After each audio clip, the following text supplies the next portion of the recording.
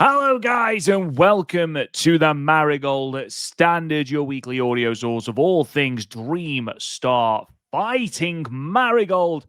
I'm your host, Rob Goodwin. I am joined as ever by Mr. Matt of the Turner, Matt of House Turner. How the devil are you, good sir? Rob Goodwin, I'm phenomenal as always. I just noticed that you were wearing a fancy shirt. A fancy shirt you got on there. A little dream matchup of Team Blue and Gold versus EO and Mayu.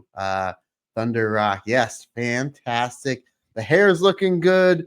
The shirt's looking good. You must have did a shoulder workout because your shoulders look svelte today, buddy.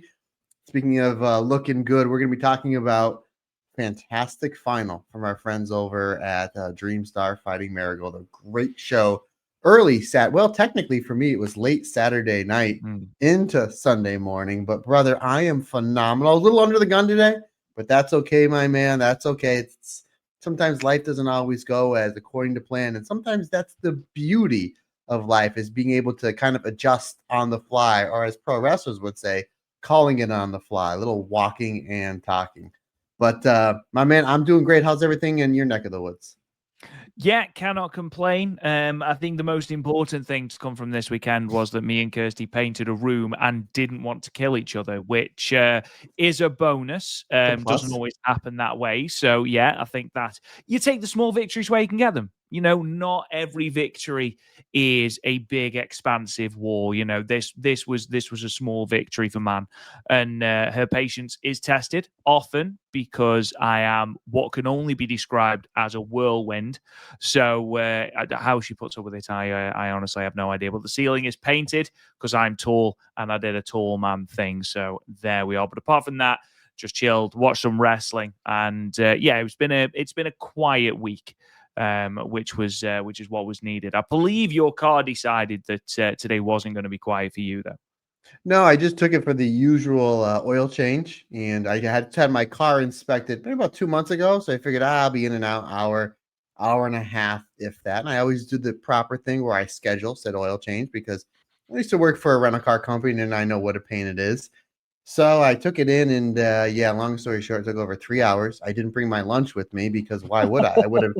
I would have been in and out quick enough Jesus. where, yeah. So I was like, I was getting hangry. So Amber was texting me about something, and I was like, yeah, I'm still here.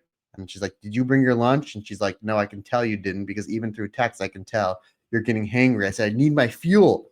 I was like, I need my fuel. Now, my wife, Rob, as you know, packs my lunch every day because she's the absolute best. So I text you and I said, hey, this thing's taking way longer than it's expected. There was just some miscommunication, which happens, no big deal. I'm going to probably be to our normal podcast a little bit late. So I figured, okay, instead of pulling into a parking lot and eating my lunch like a normal human being, I'll just eat my sandwich as I'm driving home, because that would be the smart thing. Rob Goodwin, the one time my wife doesn't make me a sandwich, she made me a salad. And I was just like, I'm a pretty talented individual, but that one I'm gonna have to. Yeah. I was like, Don't the try one that. time, Don't and try it that, my was a friend. delicious salad that she made as always. It's like, yeah, I'm gonna eat this one and then head on home. But you know what? I always say, that's the biggest problem, the biggest bump in the road. That is my day. It's a pretty damn good day. Pretty damn good day. But no sense of complaining. Things happen. It is what it is, my friend. But we're just gonna march along and talk about, again, some fantastic wrestling, buddy. Because again, these that the final was. I'm kind of, when we go to our MVPs, my friend. I know last week you're like, it's clearly Yuzuki, and I'm like, no, it's clearly you, Tommy. I am with you, my man. Yuzuki doing her best Azumi Absolutely. impersonation of like deciding to put on two of the best matches of the year in the same night, which is just unbelievably incredible for one Victoria Yuzuki. I think the reason why she did so well in this tournament, Rob, is because that on all the alternate commentaries we've done over the last few years, we always seem to find that she's somewhere in the crowd, kind of like Where's Waldo or Forrest Gump, Absolutely. She's Absolutely. Where's Yuzuki? Which of these children grew up to be Yuzuki? the Forrest Um, Gump of Joshi wrestling. Forrest Gump of Joshi Wrestling. Not the most complimentary nickname we've ever given out. No, she's at But every little thing. Like I told you, there you go. the Dump Matsumoto, the Queen of Villains show on Netflix. When the very end, they're in Cork and Hall, they show a little girl coming into, like, sneaking into Cork and Hall during the main event, And I'm like, I wonder who that becomes. And they never like allude that it's like a Mayu or like anybody like that. And I'm like, I'm just gonna go with it. It's Victoria Yuzuki because it fits in with the idiotic comedic stuff that we do over here on the Marigold Standard, buddy. Right now, obviously, salad. I know that obviously is the main point of this entire podcast, not the final, not Victoria Yuzuki's phenomenal final night that has cemented her as a star of the company. It's salad talk. Where do you stand? And I've got a feeling I already know the answer to this because you are relentlessly positive. How do you, what do you, or where do you stand on cucumber? I love cucumbers. Anything Of course you do. green. Yes, it's No, green. Yeah, I will go with health first over taste. I don't care, and I literally like the taste of everything. I literally like with the exception, which is weird because I'm Italian. That Turner's not my shoot last name, but guys, by the way, I'm Italian, so I don't care for onions that much. But other than that, there's not many things that I don't dislike. I'm not a very picky eater, but I will always go with something that tastes bad if it makes you feel good. I remember, growing up in the 80s, if you got a cold medicine tastes like part of my language, ass. But I'm like, okay, I will drink this terrible cold medicine that is going to taste bad for a half a second, but it's going to make me feel better. And just the way I've been feeling my body since I was a teenager. Like you have to remember, Rob, in the 90s, protein shake and protein shake powder wasn't as cool as it is now. It was like chalk. Tasting chocolate, you didn't care because you needed proper nutrients in your body. So I will cucumbers. They're very, very good for you, and they taste well. So I like that 1-2 punch combination. Like I love asparagus, I love green beans, I love grilled chicken because not only does it taste good, but it's also very good for you. Now pizza, wings, love that beer, there we ice go. cream, Now you're 4,000 speaking cookies. my language. 4,000 cookies, yes, but I will fall asleep on the couch, and then when I wake up for my morning workout, it's like the worst workout in the history of workouts. I'm like, why am I so tired? Why is my workout awful? I'm like, you idiot, you ate 40 pounds of cookies and then a half a tray of pizza. So right, you're wrong about cucumber. You're not wrong about much, Mr. Turner. You're wrong about cucumber. It is an invasive vegetable. It's one of those horrible vegetables that whatever it touches, everything then tastes of. Like I'm a picky eater anyway, to a certain extent. I have a salad. It is the most bog standard, basic ass salad. I've basically got lettuce in there, egg because I love egg, tomato, and then another thing, probably feta. But that's pretty much what my salad is. Now, Kirsty will have cucumber. She'll have beetroot. Beetroot, that's another thing that can go in the bin. What is that great about? for you. Oh my goodness, that's phenomenal for you. I always say sweet potatoes is the king of all root vegetable. The silver medalist is beets. So good on you, Kirsty. Good on you. That's why Do you she know what puts else? up with you because Do you she know what eats else is good well. for you, That's my why. friend? What's Do you know that? what else is good for you? Routine enemas, and I don't want one of them either. So there we go. I Now, never put that on my salad before, but I'm willing to don't. try anything. Don't. If you think cucumber makes everything taste weird, ooh. Kirsty I is of love this this. same weird ass thing that you are of, like, oh well, it's good for you. Yeah, but if it tastes like crap, why do I want to eat that? I have very little joys in my life, Mr. Turner. Eating is one of them, which is probably why my weight fluctuates like a trampoline. However, I like to enjoy my food. And I feel like, forcing something down, because luckily I like broccoli. So, Very there good is for you. that. Yeah, exactly. And I don't mind broccoli. Sprouts, I also like when they're fried in bacon, but that's irrelevant. But not exactly the healthiest, admittedly.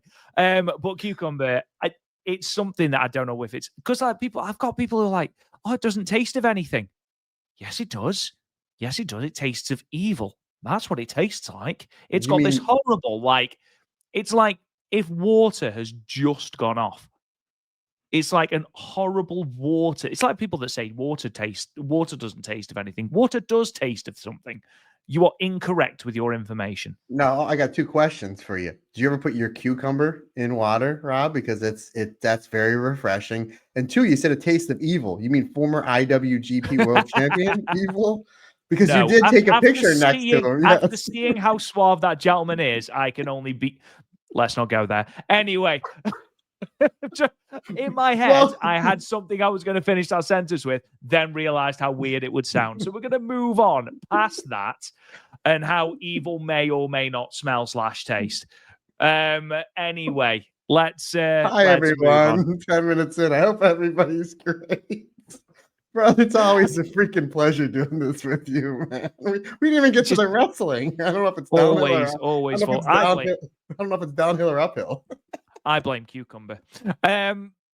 We're moving on then. We've obviously got 2 shows to talk about. Matt reminded me that we actually didn't talk about the show from the 7th, which was the penultimate hour block action for the Dream Star. We're just going to whiz through that at lightning speed because we talked about the results of the actual Dream Star matches of that show so that we could preview the final, because we knew we wouldn't have enough time because it had dropped that morning or it was dropping the day after we recorded last week.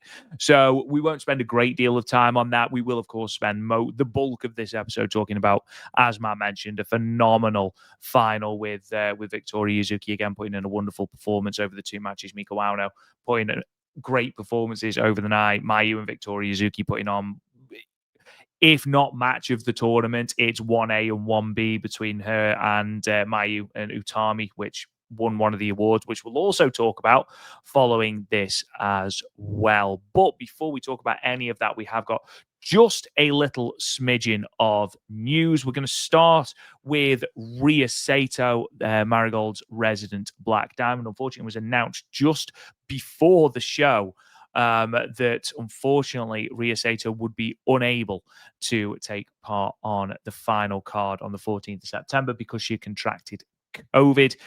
Seri Amoka, who was initially supposed to be Rhea Sato's opponent, and it was a match we'd actually highlighted in the preview as something we were looking forward to, Matt, because of the reasons behind Rhea Sato's turn.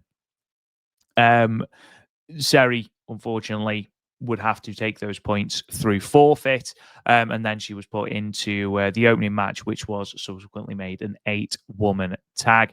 It has been announced recently, actually, that Rhea Sato is due back on the 20th of September, so no lasting effects, which is good. Just a shame, Matt, that she missed out on what was a great night of wrestling and a match that we were both looking forward to.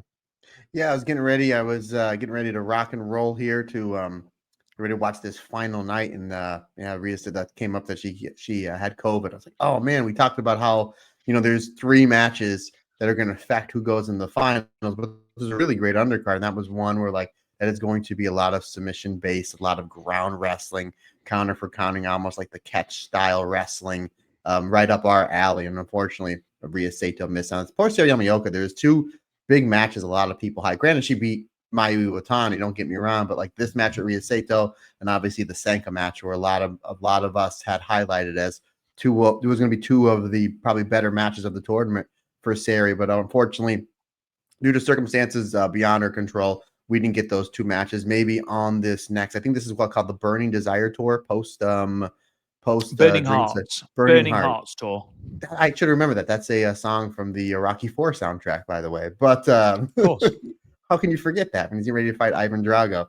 But anywho, hopefully those are matches that we get the opportunity to watch. Maybe they'll play them back on the Burning Hearts tour coming up here in the fall. But yeah, it looks like it was just COVID. I mean, it's something that again, we live in a post-COVID world, so something they want to take their precautions. So good on Marigold, good on Rhea Sato getting some rest, and like you said, buddy, it looks like she's back on the next slew of shows. Yeah, and it has been announced as well that first night of the Battle Hearts, sorry, not Burning Hearts, Battle Hearts tour is going to be from Shinkiba First Ring on the 20th of September. It is going to air live on Wrestle Universe. So, and we have got those cards for you a little bit later on in the show. Next bit of news, unfortunately, a little bit more injury news. Nagisa Takebana will be missing the rest of the shows through September due to the need to recover from a neck injury. So she'll be missing the shows from the 20th, 21st, and 23rd at the very least. Again, the prognosis is a month. It may get extended depending on the recovery time needed. As usual with these things, we wish her nothing but the best.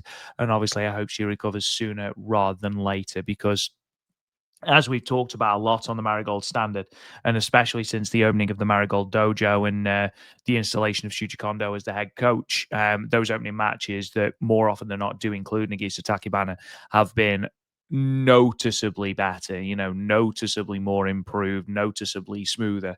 And Nagisa Takibana is a huge part of that. So fingers crossed she is back as soon as possible and as soon as she's healthy.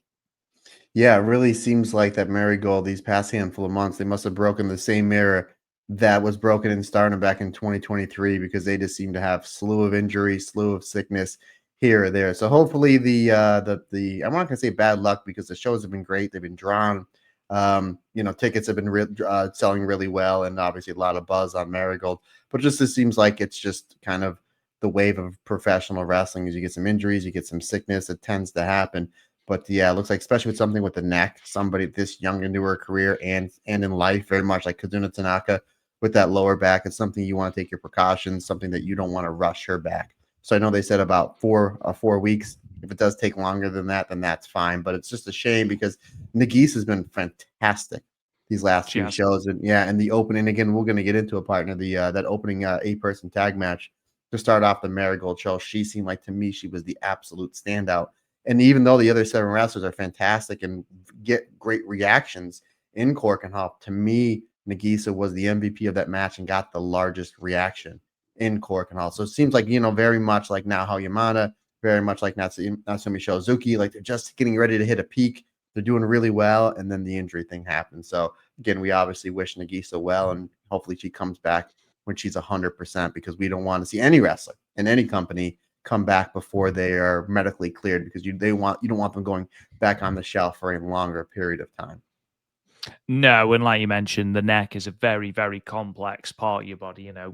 There's a lot of things that can go wrong with your neck. So no rushing, and obviously we hope that she comes back healthier and as soon as she is ready.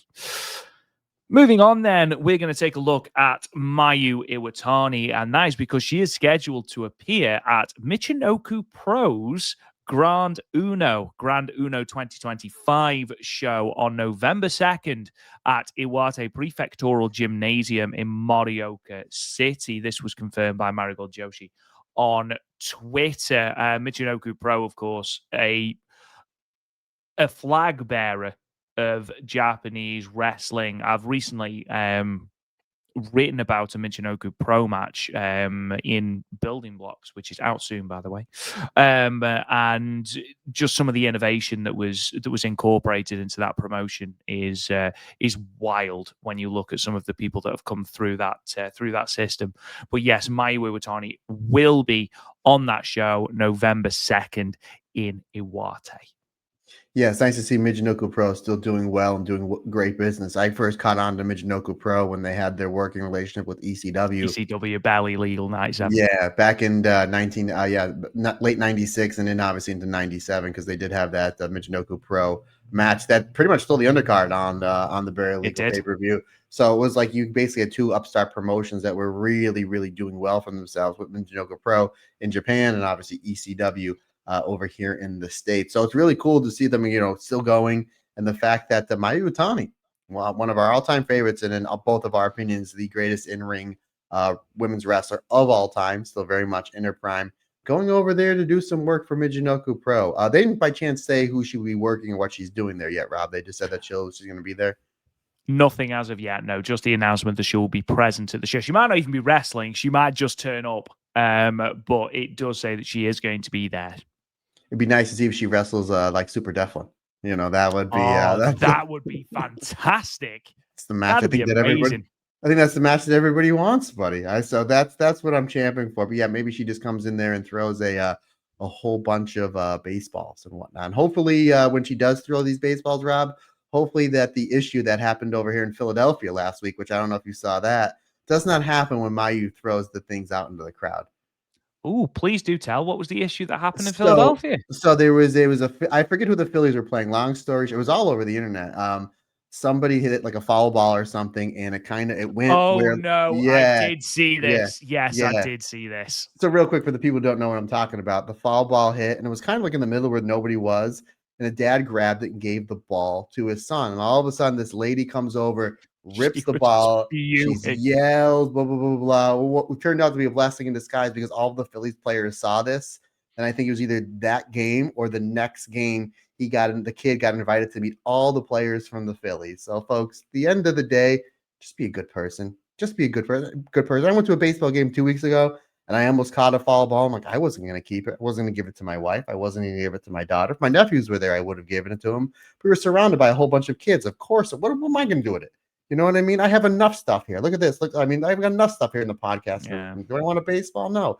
Give it to a kid. So I didn't understand that. The bottom line, folks, be a good people. Just be a good person. But I was glad that kid was able to meet the players from the Phillies. But anywho, Rob, like I was saying before I got off track, like I usually do, hopefully that never happens and these Mayu Itani's throwing the baseballs out, because we always worried that like the lighting rig will come down or she'll hit some baby in the face with the baseball.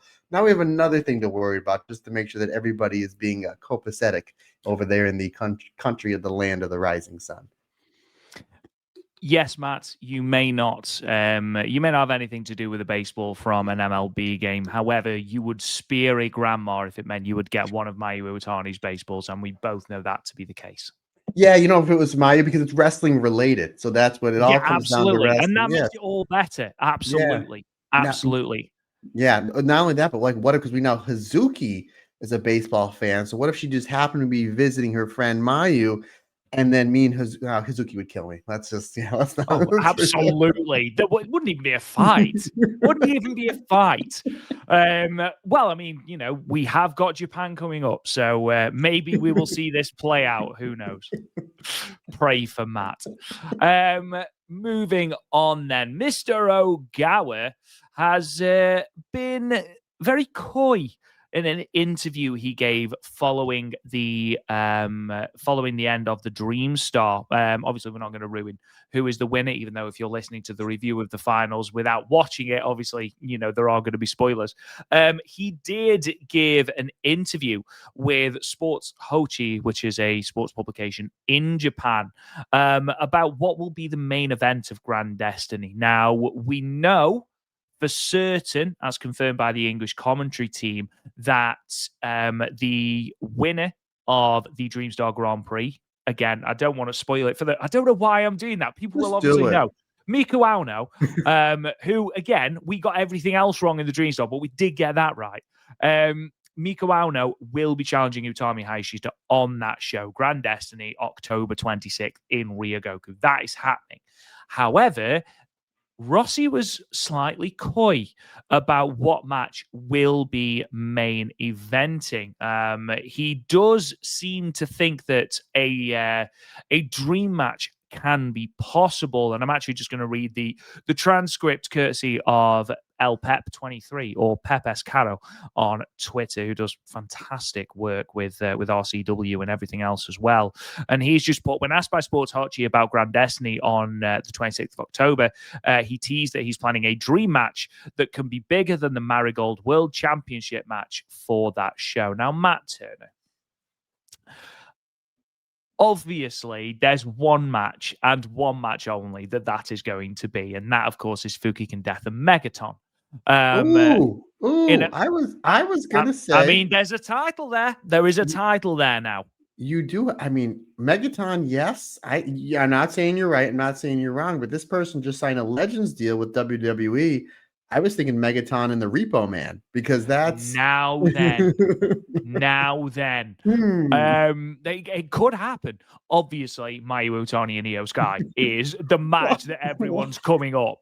Though someone did mention Julia versus Nori in an exhibition match. I can't remember who it was on Twitter, but absolutely, I'd be very much up for that. If Rossi is teasing this, as has been sort of, it's been something that a lot of people have been speculating on since Mayu joined. That a lot of people thought that might have contributed a little bit to her wanting to come to Marigold. The option of being able to wrestle Io one more time after that phenomenal trilogy she had with her in Stardom. I think this is going to happen. I would be amazed if we don't have Mayu versus Io. Now, obviously, Io is wrestling Stephanie Vaquer for the WWE Women's Championship at WrestlePalooza. Feels weird saying that and it not being ECW, but there we are.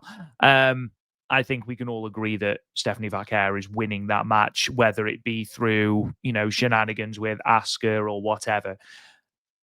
Io Sky is already advertised for the Super Show in Japan. She's already in Japan in that week. The main problem that we have is the travel, and she's already there, as is Julia, by the way. They're both being advertised. I think if I was a betting man, and I'm not a betting man, I would bet that 85% Mayu and Io is happening at this show. And I think if it does, you're going to see gangbuster numbers for Marigold and Ryogoku. Yeah, I'm gonna go with the 85% with you, Rob. I'm gonna say 1% it doesn't happen, and 14% that maybe we do Thunder Rock versus Kyrie and Julia. That would be yes. Or you can do Julia. You can mix those four up any way you want, but I think a Thunder Rock reunion would be really cool. But I think that imagine if they did Thunder Rock. I know that Nanae is just retired, and bringing her out of retirement immediately would be silly. There's exceptions to every rule, buddy. Go ahead. There are. I mean, if you had Thunder Rock versus Seven Kyrie, that would be a very tasty tag team match. Now, the only thing that I would say in regards to a tag team match, and I will throw back to you, I'm sorry for interrupting. No, you're good, brother. Is that the reason I've brought this up is that Rossi has said that basically he was very coy about what would main event. Now, if you are looking at something that may or may not main event over Miku and Utami, which is a match that all Marigold fans have wanted since the company began pretty much, it's going to have to be a phenomenal once in, I wouldn't say once in a lifetime match, but a huge, huge dream match. And that is the only match in my eyes, at least, that would surpass or usurp the World Championship. Now, do I think it should? No, I don't, but I will throw to you and then we'll talk about that afterwards.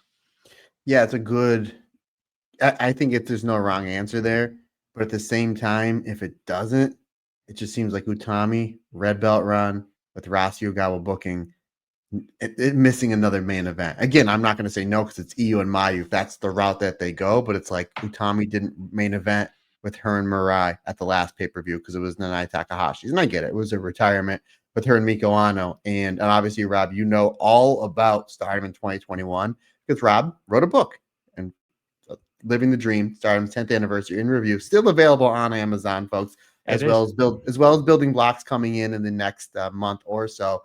Don't worry, I will be plugging the crap out of that once that's available. But how many pay-per-views do they have where Tommy was the red belt champion but didn't main event? There was obviously All-Star. There was a couple of shows in Yokohama. There was the big show at the Budokan, Nippon Budokan Hall. There was a lot of shows where Utami was red belt champion but didn't main event.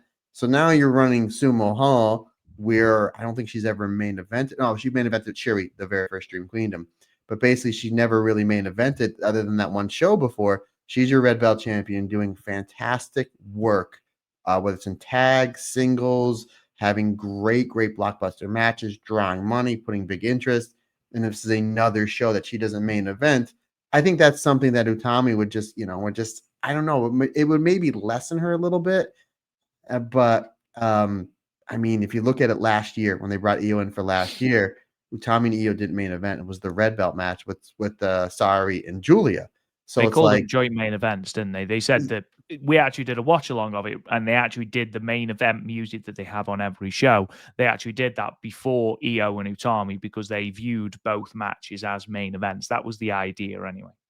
But for someone that's been watching wrestling 40 years, Rob, the main event's the match that goes on last. That is the last. That's you can say double main event, triple main event, whatever goes on last, folks. Let's not sugar. Let's look at a logical aspect. That's the main event. But again, you're not going to say no to Io and Mayu main eventing. But I think you would get your red belt match over more, i.e. Utami and Miko Ano if that goes on after. Now, do you run the risk of them not being able to follow Io and Mayu if that's what they go to? Sure, but can anybody really follow that match? At the same time, I think it'd be a really big statement for Utami. And if Utami wasn't the red belt champion, I probably wouldn't think twice about it. But it just seems like she did great business and had great matches in Stardom when she was red belt champion. And I think she did an interview in like 2021 or 2022 where she was saying about how it's like she's almost like forgotten. Like even the tag belts main evented over her, or a red belt match. So it's like, That you was in can Yokohama in the April. yeah, where it was what, Julian Sherry versus Mike and Himika, Micro and right? Himika. Yeah, It was so the idea, I think, was that if you remember, that was B's final match, and they had B leaving, and they didn't. The idea that I believe was bandied about was that they didn't want to end on a sad note. I personally think that's nonsense, but that's by the by.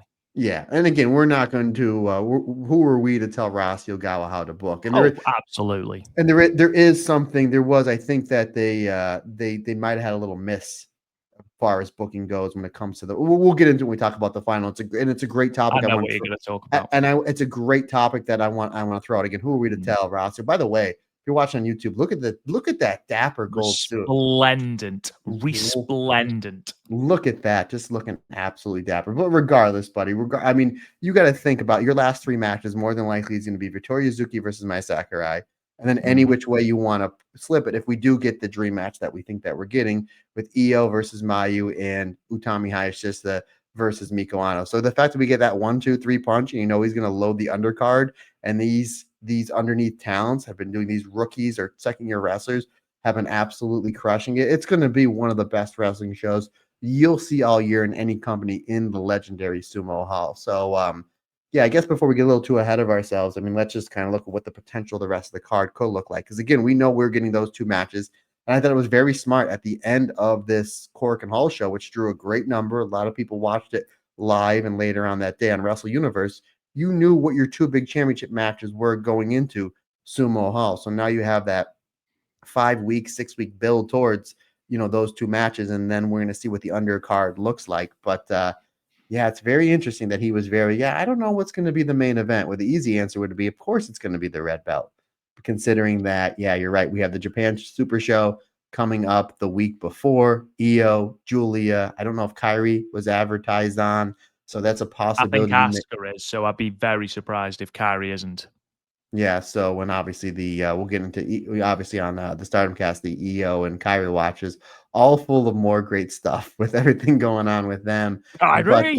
yeah, great Kyrie versus Stephanie Verker match. I didn't get a chance to watch it yet, but I heard it was terrific. But anywho, I mean, the rest of this card, depending on if maybe it's just EO, maybe it's just Julia. Like we don't know. We don't know. Obviously, the speculation and the easy answer and the best answer is EO versus Mayu. So it's gonna be interesting to see how the rest of that card looks. But to answer your question, buddy, that you asked 5 minutes ago, and I apologize, I would still put the red belt match on last because I think it would be a statement for both Miko Ano and Utami Hayashishita, the fact that their match went on last over, again, potentially and allegedly, Io versus Mayu.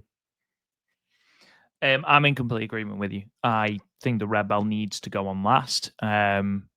It's funny what you say, actually. You say the main event is always the match that goes on last. What was the main event of WrestleMania 18?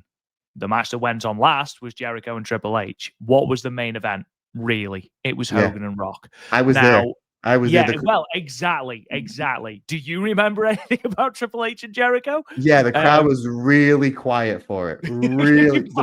Yeah, I think I'm again, I'm sorry, I'm getting off kilter. I think the match that came after that was Trish versus Jazz versus Lita, and the finish was a top rope fisherman buster, which they didn't do those head dumps back then, and nobody cared.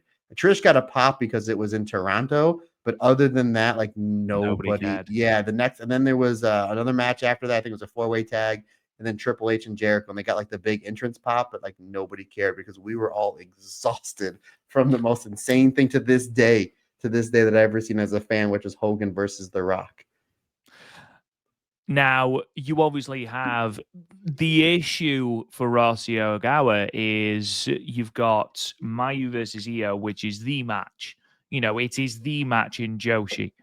But, there have been some people that have said that Utami, up until perhaps the last couple of months, has been, I don't want to say underwhelming as a champion. I don't think that's it. I think, people have said that she hasn't quite been given the stuff to work with, let's say.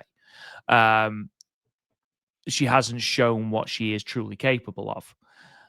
I think if you bump her to the semi-main event, that does nothing to discredit that at all. In fact, that only strengthens that.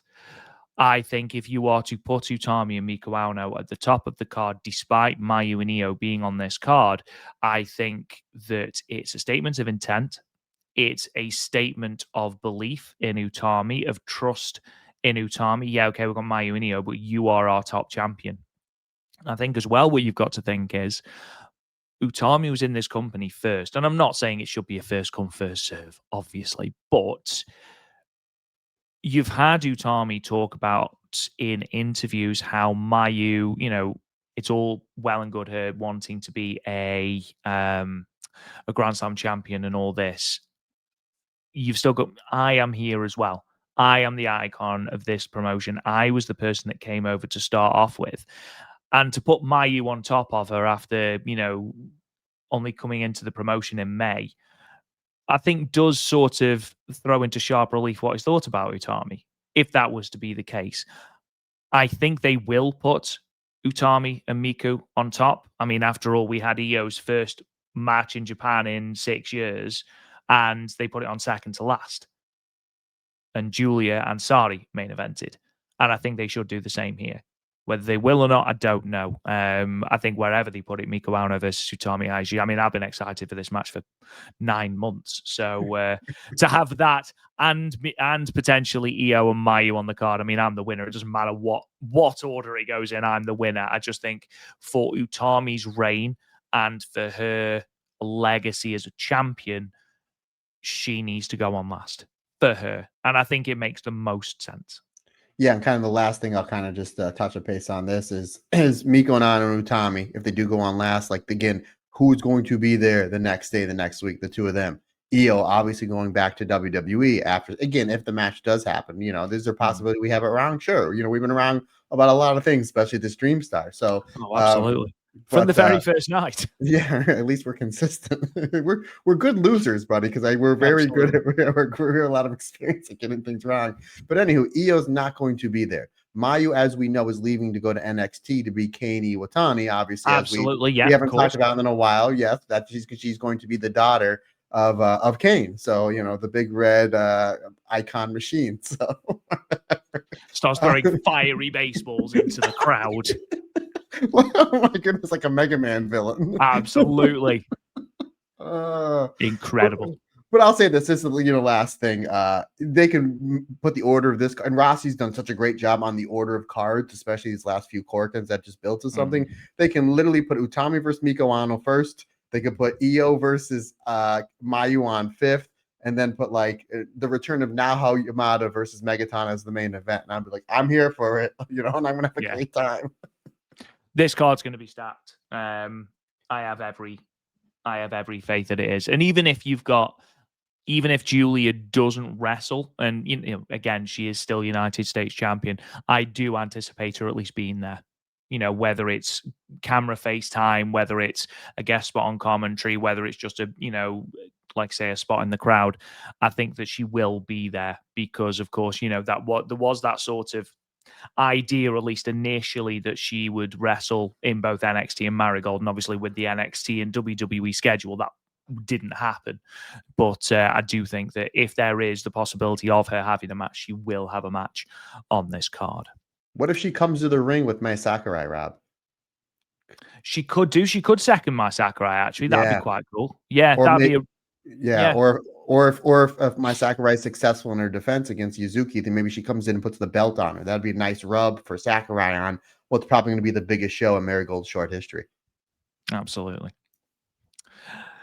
Moving on then, final bit of news. We did talk about this show on the Stardom cast, but Strong Style Pro Wrestling, which is the original Tiger Masks promotion, had their 20th anniversary show, Volume 36, that took place at Corrigan Hall. They drew 1,400, almost 1,500 to this card. So a really, really, really good attendance for this. We mentioned it, obviously, because Starlight Kid was on the card in the semi-main event alongside Jaguar Yokota, Megumi Yabashita against Iragi Karumi, Moki Natsumi, and Risa Sera of prominence. However, on the opening, just casually, In the opening match of the card, Mirai and Taehonma teamed up to defeat Miku Kanai and Yuko Sakurai as well. Not entirely sure how to watch it. I believe it's on Zyko, which is a pay-per-view streaming platform, which I believe Marvelous is on. I think this is what Colin repeatedly tells me, that Marvelous is on before it goes on to Wrestle Universe after a while. So if you want to go and check that out, Max, I know that's going to be your next question. That is where to go. And again, Sari and Takumi Iroha versus Miria Koga and Nori is also on this card. And as I mentioned on the Stardom cast, looks like they are building something between Sari and Nori, which I know that you're here for, and damn it, I'm here for too. Which Now, means everybody's there for. Which means everybody's there for it. absolutely. Before we get into the final, then, which is obviously going to be the main event of this show, irrelevant of which dream match comes in, that's going to be the main event of this show. We are going to talk very briefly about the penultimate night of block action from the Dreamstar Grand Prix from the 7th of September 2025. Night 11, by the way. We did run through the Dreamstar results of this match so we could talk about the final. But this show was from the Mi Prefectural Arts Center in Mie. The attendance was 385 people, which Marigold announced as another sellout, which is a great number, with this being the first time that they have visited the venue. A win for Miko Ueno, and we did talk about this before, over Chika Goto on the show, pretty much eliminated everybody in Star League. A Miko Ueno win would ensure that it will be Miko Ueno versus Mai Sakurai on that final night to crown the winner of Star League. With that being said, the matches and results are as follows. In an opening singles match, Minami Yuki defeated Komomo Minami with the South Wind in 8 minutes and 39 seconds. In another singles match, Chiaki defeated Nao Ishikawa with a Fisherman's Buster in 6 minutes and 48 seconds. Dreamstar Grand Prix Star League match, Mirai kept her very faint dreams alive to move to 7 points, defeating Kazuna Tanaka, who remained on 2 points with a modified parcel hold in 8 minutes and 45 seconds. However, that really was short-lived because in the very next match, Star League, Miko Ueno moved to 9 points, defeating Chika Goto, who stayed on 5 with a Texas Cloverleaf in 11 minutes and 55 seconds. And again, that winner eliminated. I don't know why I said eliminated everybody else in Star League. So again, it was a straight shootout, Miko Ueno versus Mai Sakurai on the Korakuen Hall card. And then we had 2 6-woman tags to close the card out. The first one, Mayu Iwatani, Victoria Yuzuki, and Sari Yamaoka defeated Mai Sakurai, Hummingbird, and Nagisa Takibana, with Yuzuki pinning Takibana with the victory, shooting in 12 minutes and 27 seconds as they continue to build that move. And then in your main event, Utami Hayashi, Takoki Yamare, and Yuki Yamazaki defeated the Darkness Revolution team of Misa Matsui, Nagisa Nozaki, and Ria Sato, with Utami pinning Ria Sato with a German suplex in 16 minutes and 34 seconds. Matt, obviously, we don't want to spend a great deal of time on this card because we want to get to the final. However, what notes do you have about these matches, good sir? Yeah, I'll just go through things really quick. Again, another great opener for this young crop of talent over at Marigold. Fantastic hot opener, Minami Yuki and Komomo Minami. Really great chain wrestling back and forth. I mentioned it the last 2 weeks. I'm going to mention again. It's the moves within the moves. It's the tightening up of the holds. It's basically a lot of these small things that these rookies are doing ever since Kondo has become the head trainer over at the Marigold Dojo, that they're able to tell the better stories and tighten things up. This is a great, great opener. One that I highly recommend if you have the time to check it out. 3.5 stars for me. Rob, match number 2, Chiaki versus Nao Ishikawa, was exactly what you thought it would be. Hard-hitting, right up your alley. Just a fantastic match. And just when it looked like Nao Ishikawa was going to get the win, Chiaki is able to pull the stalling Fisherman Buster for the 3 count. I had this match at 3.5 stars as well. Rob, I just made mention, you know what a Chiaki versus Nao Ishikawa match was going to look like. You knew what a Kazuna Tanaka versus Mirai match was going to look like. It was countering clotheslines into arm bars. It was kicks, forearms, in chops. Really great stuff back and forth. And I liked it how Mirai had to use basically a version of the mousetrap to be able to defeat Kazuna Tanaka because she can never get off the clothesline. Every time she did, Tanaka either beat her to the punch or the kick, pun definitely intended, or she was counter wrestling into the armbar. So I liked how Mirai was like, I have to be a strategist here because every time I try to go for this, the younger Kazuna Tanaka is able to counter, which I like that story they told. 3 3/4 stars. Really good stuff between Mirai and one. Kazuna Tanaka, Miko Ano, and Chika Goto. This was just really great stuff. Really great pace. 12 minutes, about 12 minutes to tell their story. The way they were able to take what they were able to do into certain parts of this match. Chika Goto going to the giant swing, going to the power and size advantage. With Miko Ano ultimately using, that K1 kickboxing dojo experience she has to really break down Chika Goto in the match, and then eventually locking in basically almost like a lion tamer version of the Texas Cloverleaf.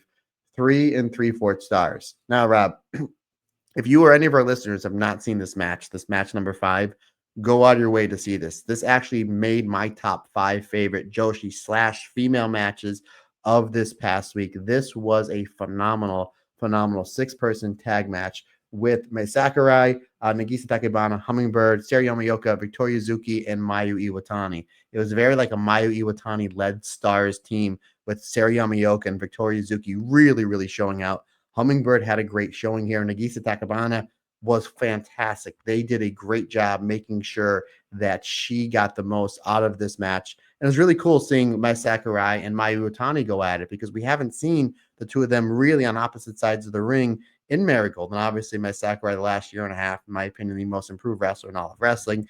Mayu's Mayu. So you had really great chemistry there. Ultimately, they put everything together in a nice 12.5-minute package. 4 1/4 stars for me. And then partner, this main event was absolutely fantastic. Really excellent stuff with Ryo Saito, Misa Matsui, Nagisa Nozaki. Basically, you had the Darkness Revolution Army basically taking on what may or may not be King's Journey, Rob. Again, we don't know the certain members, but obviously a team led by Utami, Yuki Yamazaki, who was just another one of these rookies ever improving, and Koki Amare, where they're just, and it was really cool because they came down from the top of the building and you just had that aura of Utami on one side and Koki Amare on the other, and then just coming down in the ring to take on the big bad heels. It was really cool. It's like something out of a movie. Like, here is your heel faction. You know they're going to cheat. They're getting the proper heat. And Utami's music hits, and you're just waiting for them to come out from their entranceway where everybody else came out. Then all of a sudden they pan out to the top of the theater, wherever they were in. And it was just really, really cool because you have Koki and Utami, all sorts of aura. Really great match of almost 17 minutes to tell their story. You had basically baby faces versus heels, wrestling 101 psychology, with eventually the good defeating evil with Utami pinning Ryo Saito with that bridging German suplex. I had that at 4 stars, buddy. And the 6-person tag match before was 4 1/4 stars. So solid show, but in my opinion, the last 2 matches were the 2 best of these shows. Again, go out of your way to see that Team Mayu versus Team Mai Sakurai match because that was all sorts of Joshi great fun between 6 fantastic wrestlers.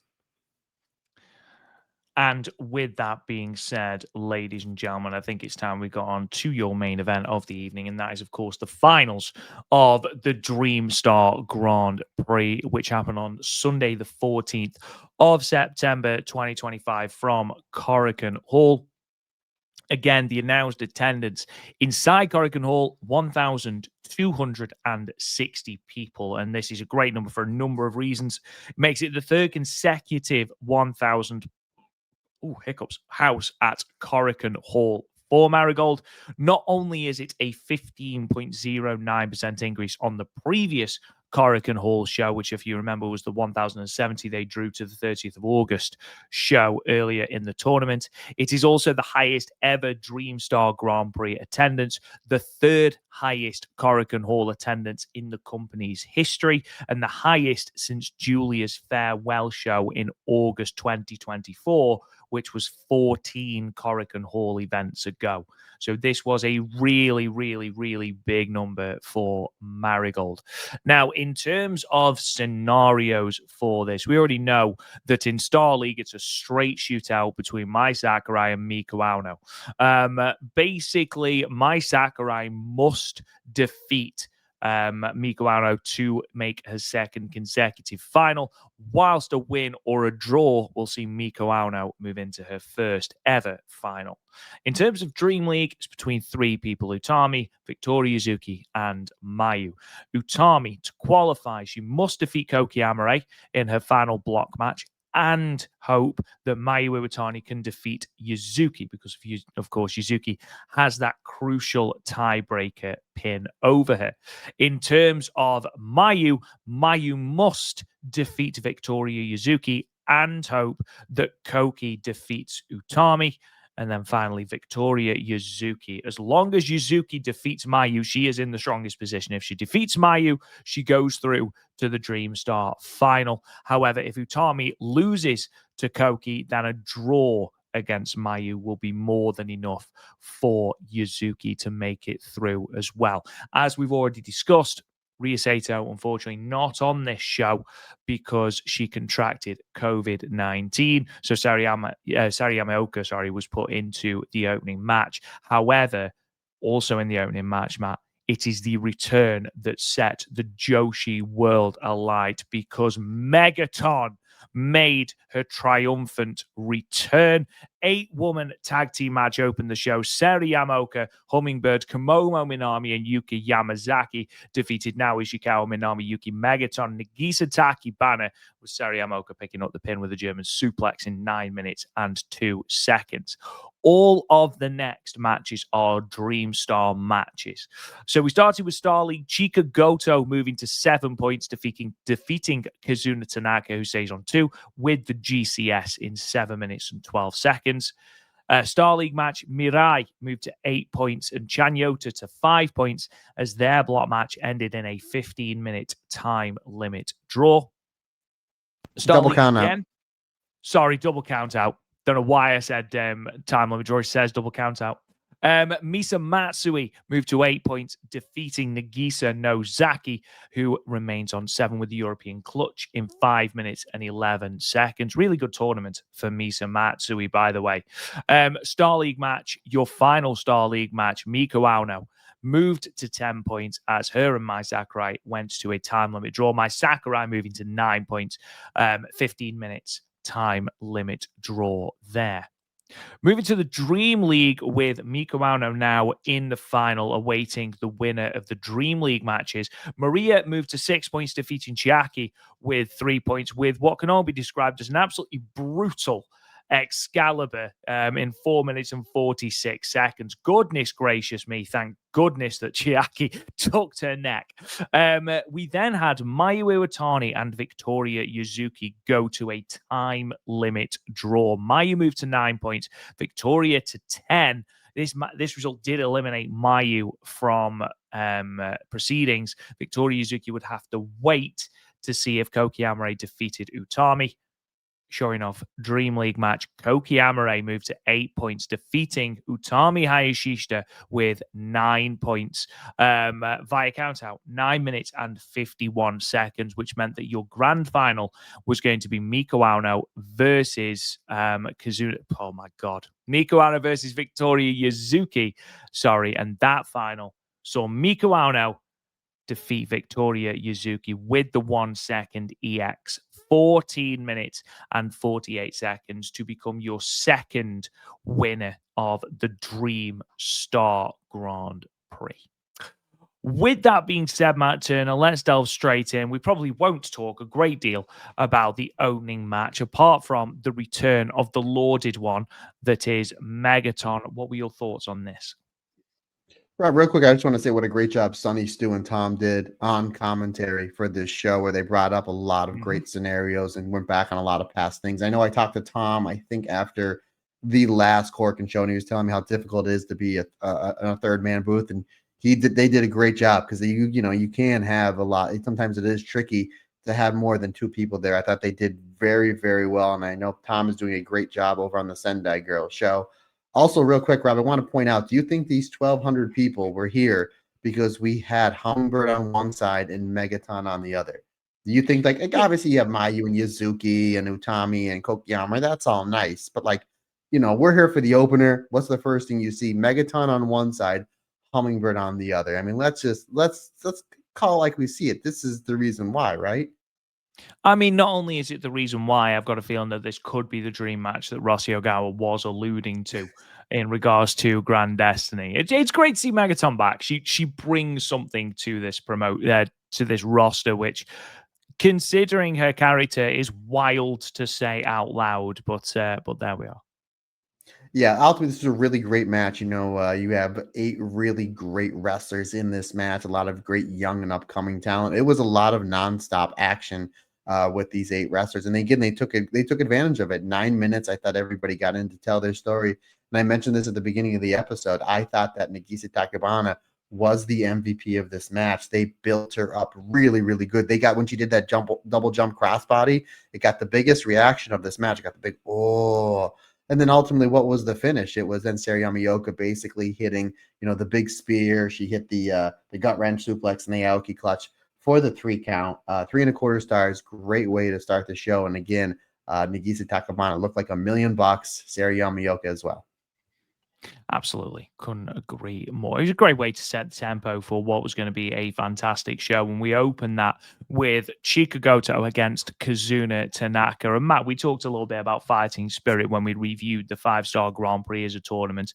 And I think if you were to personify fighting spirit in this tournament, you wouldn't find 2 better exponents in that than Chika Goto and Kazuna Tanaka. No, this tournament did a lot for pretty much every wrestler on the roster. And even though Kazuna Tanaka, one of our favorites, literally to the point where Rob put her in the final, in his own dream final, just a few minutes ago when he announced I that it was absolutely did. Don't know what happened with my face. It just said the wrong words. You have Kazuna Tanaka on your in your heart, buddy, as we all do. Kazuna Tanaka was great in this tournament, despite only getting 2 points. Great matches she had throughout the entire one. And what a great way to end this tournament with a fantastic match with Chika Goto. Chika Goto getting to 7 points. I don't think we thought that she'd get off like 4 or 5. So getting 7, and finishing kind of a little bit closer to the top of her respective block is really good for her. Again, I'm really excited to see what she does post Dream starts to see, Rob, where she lands on that card in Ryogoko. Again, we thought it might have been Celine Flora versus Magenta. That's obviously not going to happen, not unless Victoria Yuzuki works twice, which I'm not going to say no. But why not do Koki Amare and Chika Goto versus Magenta? I think that'd be a really great tag team championship match in Sumo Hall. That's a possible way they can go with it. But I thought this was great. Really great storytelling between the two. Great chain wrestling. Chika Goto using her size and power. Kazuna Tanaka just using that, her blitzing strikes and submissions. But ultimately, it's Chika Goto finding a way out, able to hit the big boot, able to hit the hip attack and that big choke slam to put away the young Kazuna Tanaka. A great, great match to start off the tournament. 3 3/4 stars for me, good sir. Obviously, the improvement in Chika Goto is obvious compared to last year's tournament. I'm intrigued to know your thoughts on Kazuna Tanaka, because Kazuna Tanaka backstage said that she was incredibly frustrated with her tournament, even more so than last year. What are your thoughts on that? Because obviously you can see where Kazuna Tanaka is coming from, a year's progress and, still only 1 victory. What are your thoughts on both her performances in both tournament and sort of where she goes from here as well? It's a smart promo for her to do, because even though she was eating a lot of L's in this tournament, she was over with the crowd, and again, hearing she comes out for this match and the crowd is really, really behind her. And she could go to a crowd favorite in Korakuen Hall as well. Don't get me wrong. The crowd was really behind Kazuna Tanaka. So I think it's a really great babyface promo for her to cut, saying, man, I'm so frustrated. I'm so frustrated, because you're a fan of Kazuna Tanaka, which we are. You're just like, you feel for her and you're just like, yeah, let's see what you do. Rise up, because next year in this tournament, she'll be 20 years old. So it's like, yes, absolutely. So I think she's going to have a really interesting run between now and the tournament next year. But it's an easy babyface story to tell, where it's just like, I'm getting over, I'm having great matches. But in kayfabe aspect, I didn't do well at all because I only had 1 win. Got over, even though you can tell I'm getting better as a professional wrestler. So I cut that promo just saying how frustrated I am, and I'm going to get back and I'm going to work harder. And it's just an easy baby-faced promo to tell. And it's something that we can all get behind. We all have bad days. We all lose at sports. We all lose at certain things. We may have missed out on that promotion or whatever. And instead of like taking your ball and going home and crying about it, you're like, you know what, I'm going to regroup and I'm going to get better. It's something we can all relate to. So great promo from Kazuna Tanaka. Match wise, she was obviously better. She's going to consistently get better. And she's just so young into her career and in life. And it doesn't hurt that your dad is Minoru Tanaka as well. You know, you can just pick up the phone and be like, hey, Dad, what are you guys having for dinner? By the way, what do you think about this transition into this armbar, into this knee bar that you did on Jushin Liger 20 years ago? So it's very easy to do that. Again, great tournament for both these ladies. I'm so excited to see what Godo and Kazuna Tanaka do in the tournament. Again, Rob, I'm going to keep fantasy booking. I say Kokiyama and Chika go to win the tag belts, and then we get a 15-match series with Godo and Kokiyama versus Celine Flora. Because, yes, absolutely, the best of 15. Absolutely. Absolutely. Sure. Why not? Moving on then. Mirai and Chan Yota then. I imagine this was the thing that you wanted to talk about. Mirai's had an interesting tournament, and I think it's fair to say disappointing for her. Last year's was a disappointing tournament as well. I think it is clearer now, more than it ever has been, that we are doing some manner of redemption arc for Mirai. You know, it's obviously what is going to happen. This Does is not that the thing I stop? want. Sorry. Oh, okay. I'm sorry. Oh, okay. It must Interesting. be my internet. My internet keeps freezing. I'm sorry, buddy. Go ahead. You continue, good sir, and then tag me in when you're ready. I apologize. That doesn't stop this being quite disappointing, because this match was one I was really looking forward to. It was one that I highlighted during the preview that we did, that I thought could be a big, hard hitting match. And we got that in this match. Absolutely. You know, these two women threw everything at each other. And I actually think the double count out made sense. It didn't mean anything, though. And I think that is a little bit upsetting because, you know, had this been Chan Yota basically stopping Mirai going through, I think that could have been a good story. Now, again, you know, I'm not terribly bitter about it. Obviously, it's Mirai's tournament has yielded some fantastic matches. A match against Mai Sakurai, for example, a match against Misa Matsui, where she legitimately tried to kill her. Even a match with Kazuna Tanaka, you know, some really, really good matches. However, I'm intrigued to see where this redemption arc goes for Mirai, because obviously she had a poor tournament where she was pretty much eliminated before the final night last year. You know, she was eliminated before the final night this year. She lost a red belt match against Utami. She lost against her tag team partner or former tag team partner, Mai Sakurai, in this tournament, so hasn't even gone into the white belt. Looking at Grand Destiny, she's not got a match with Utami for the red belt. She's not got a match with Mai Sakurai for the white belt. Unless we potentially, you know, are looking at parachuting in a Julia for, you know, another dream match for Mirai and Julia. And again, it is worth pointing out that Marigold aren't made of money. Parachuting in a WWE wrestler costs money.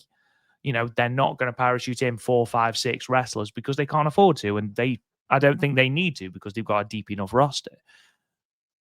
But it does leave us with the fact that Mirai, one of your biggest talents, could potentially be without a big match on what is probably going to be your biggest show of the year. And I'm intrigued to know what you think about this Mirai redemption arc, because I think it's going to be fantastic once it eventually does go through. Obviously, the best redemption arcs are those that where we see, you know, that person knocked down and down and down and down and down. However, it's felt like Mirai has been knocked down and down and down and down and down for longer than most. And I'm intrigued to know where this first step forward in this redemption arc is going to be. You're absolutely right, buddy, with the redemption arc once they eventually get there. How long will it take? You look over, as we say on the other channel, Stardom. That Momo Watanabe win as a heel against the Zumi was like, and again, one of the biggest baby faces, Zumi, people were like in tears because it's like she's finally back to that level where she was at back in 2019 and 2020, like where she properly needs to be. again, you can't push everybody all the time because nobody gets Sure. over. Mariah is going to get there. I know there are a lot of diehard Mariah fans that listen to this podcast that have sent us messages about how upset they are with the book. And I completely, guys, I'm with you. I'm with you. I completely understand. But just to kind of go back on what you're saying, this is not the main thing I wanted to talk about, buddy. It's going to get at the end of the episode because I just kind of had some thoughts, and I'm like, I'll just this will be really great back and forth between me and you to see if I'm we know that I'm crazy, but to see if you kind of agree with Sure. what I say about the semifinals and finals. But I think Mariah's eventually going to get there. Now, again, we thought it would be her and my Sakurai for the United National Championship. Clearly, that's not the way they're going. And again, you talk about certain dream matches, and I'm not going to say it's going to happen. I'm not going to say it's not. But if you remember last year, about a month or so after Summer Destiny, Bailey was doing an interview, I think for like a video game company or something. Might have been to promote the video game. And they brought up the relationship with WWE and Marigold.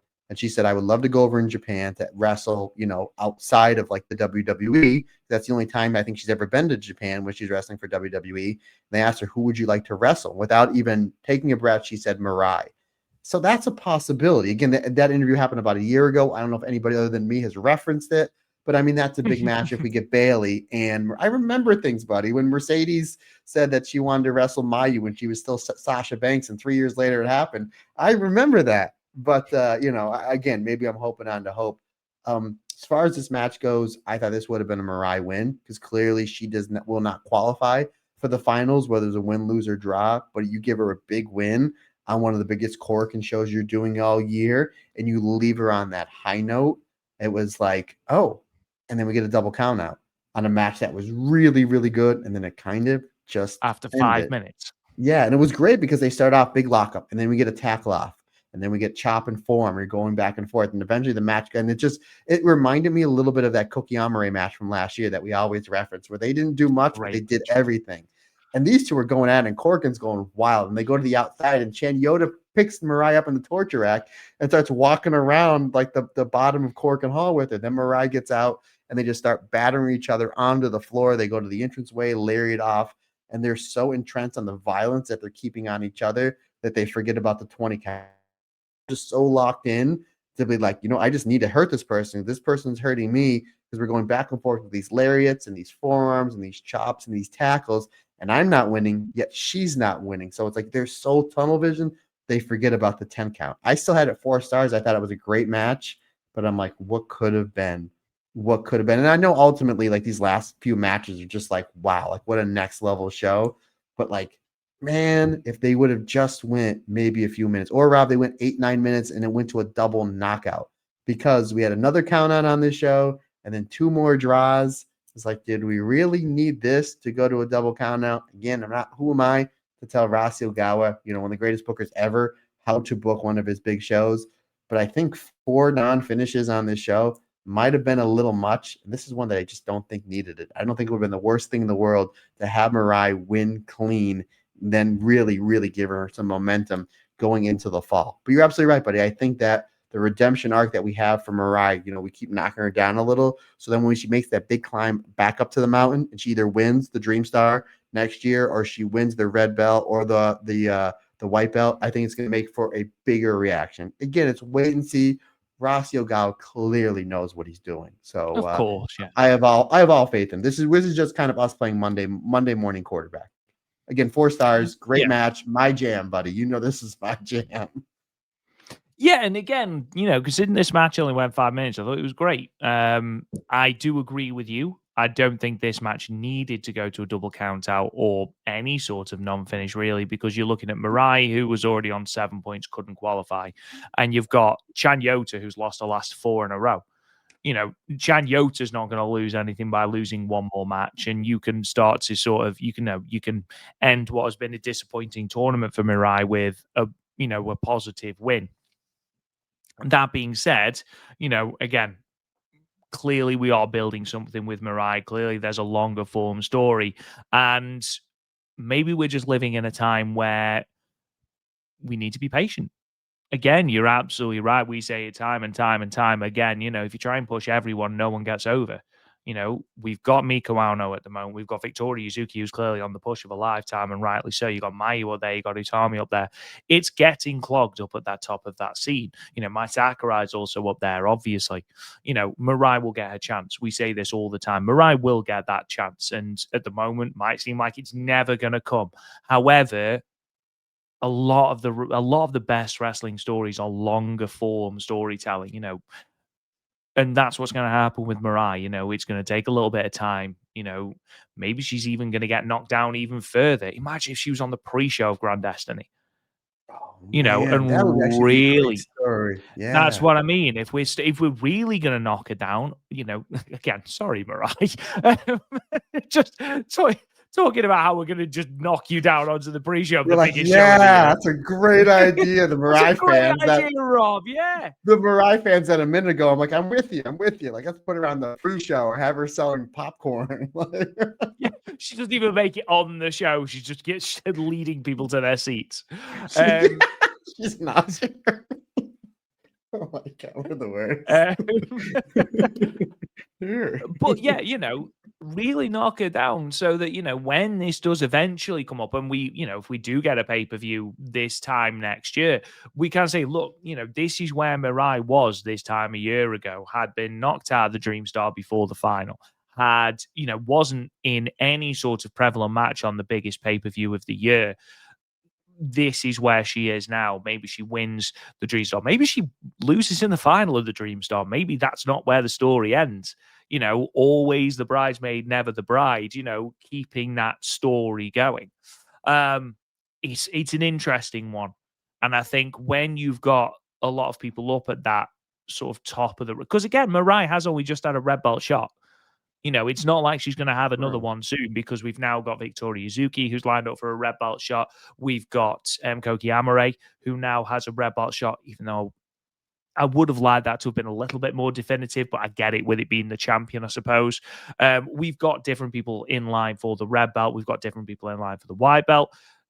Keep Mirai in your thoughts, you know, with this storyline. People are still talking about Mirai, even though she's not in those two title pictures. So, yes, it's disappointing to watch her crash out before the final. Yes, it's disappointing to see that, you know, her final match is, you know, a double count out that lasts a shade over 5 minutes. However, I have every faith that this is a story that we are going to see reconciled. You know, even those of us who were told we were foolish believers in the Momo Watanabe story were rewarded this year. Don't think for a moment that it's going to be the 5-year just Valkyrie rock opera that was the redemption of Momo Watanabe.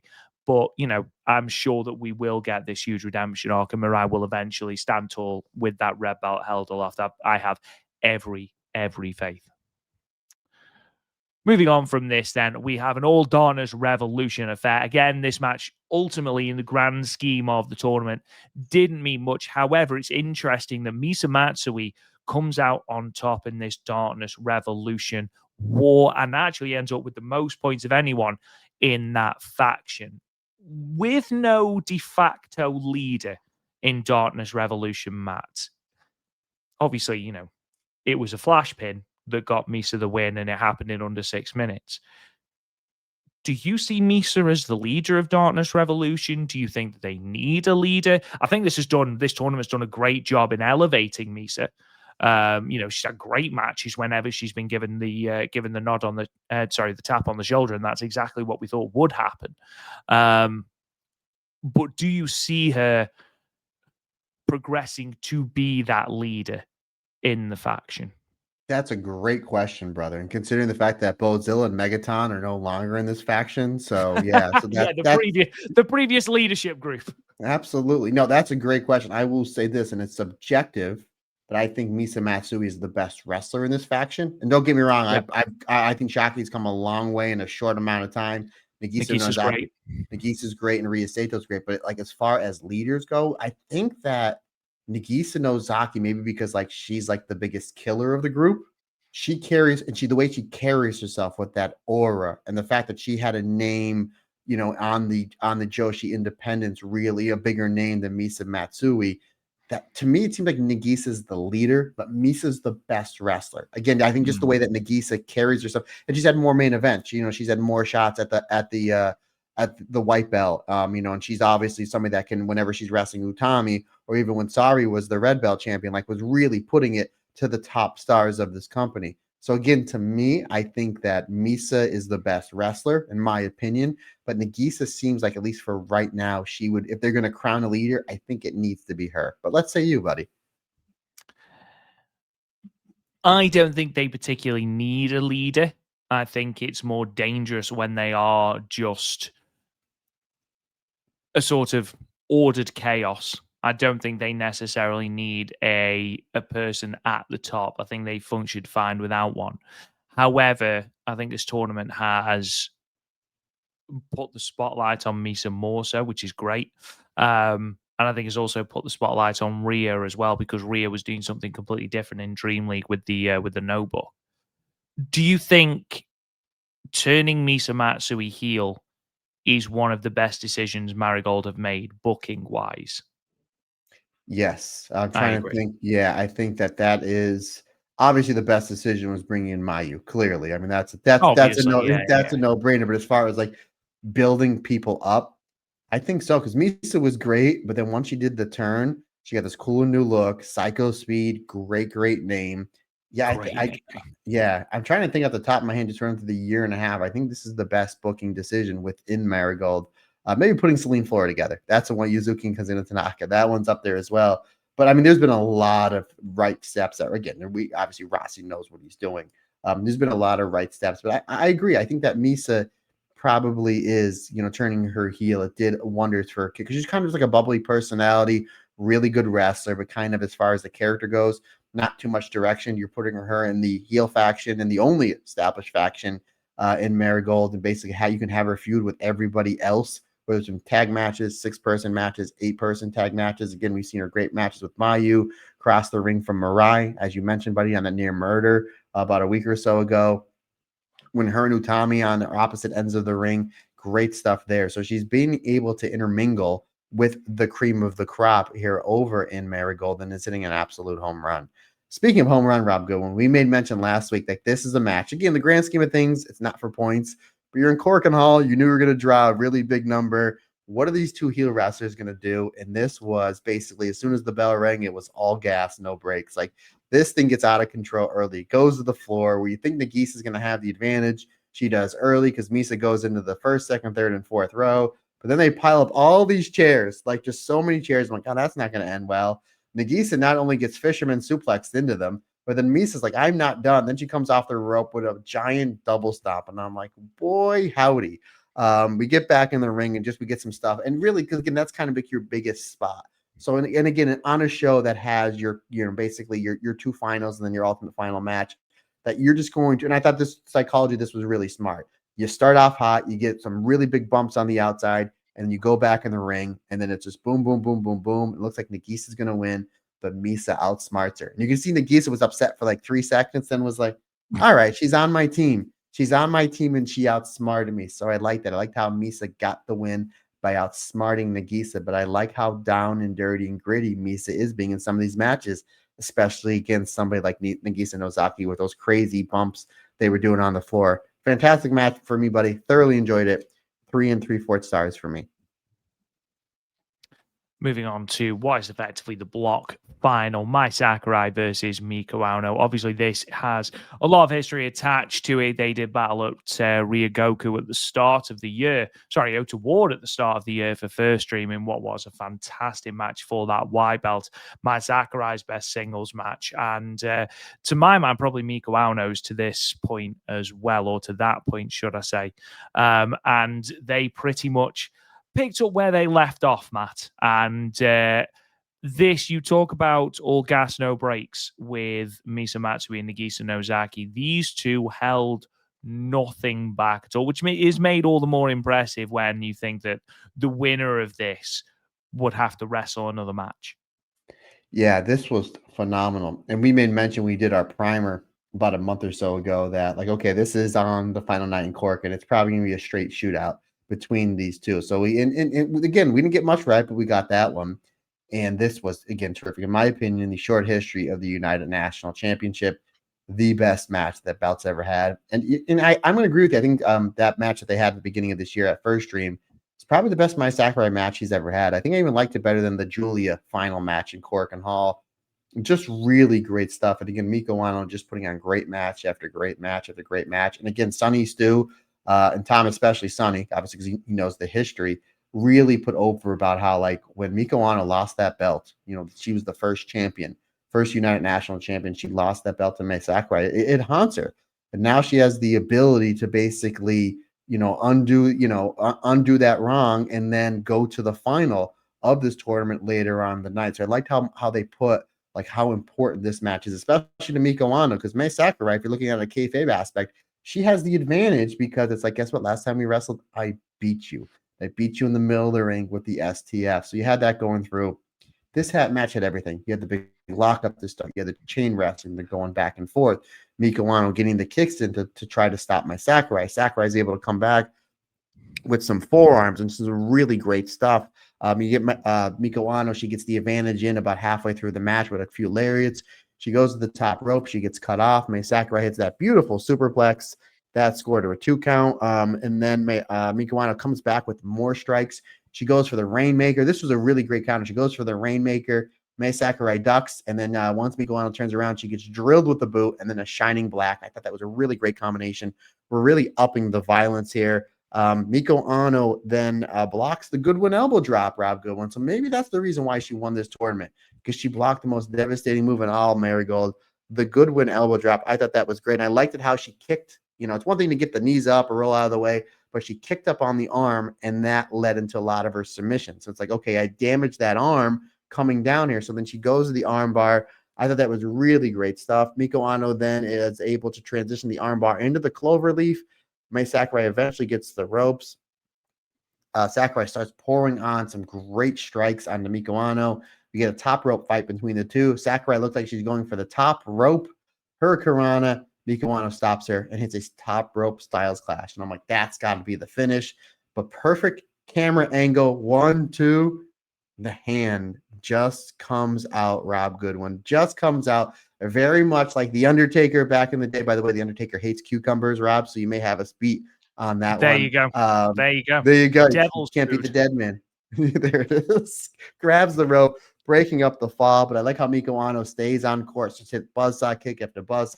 Sakurai won't stay down. And I just love the fighting spirit from Ace Sakurai at the tail end of this match. Excellent stuff there.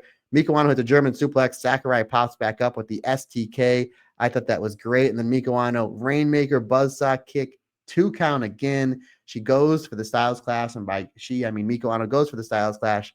Mai Sakurai, she gets out, puts Miko Wano in the STF. But then Miko Wano switches the STF and puts it on Mai Sakurai. But the time expires. This was fantastic.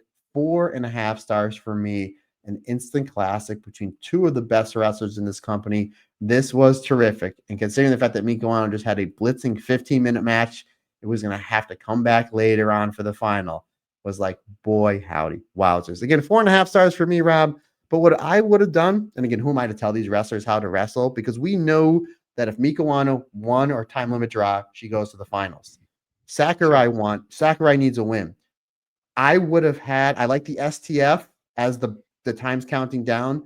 I think Sakurai should have had it in on Miko Wano, because this way, is she going to tap? Is she going to tap? Is she going to tap? Obviously, if Mai Sakurai taps or doesn't, it doesn't matter because Ano is on top on points. I think it would have made more sense.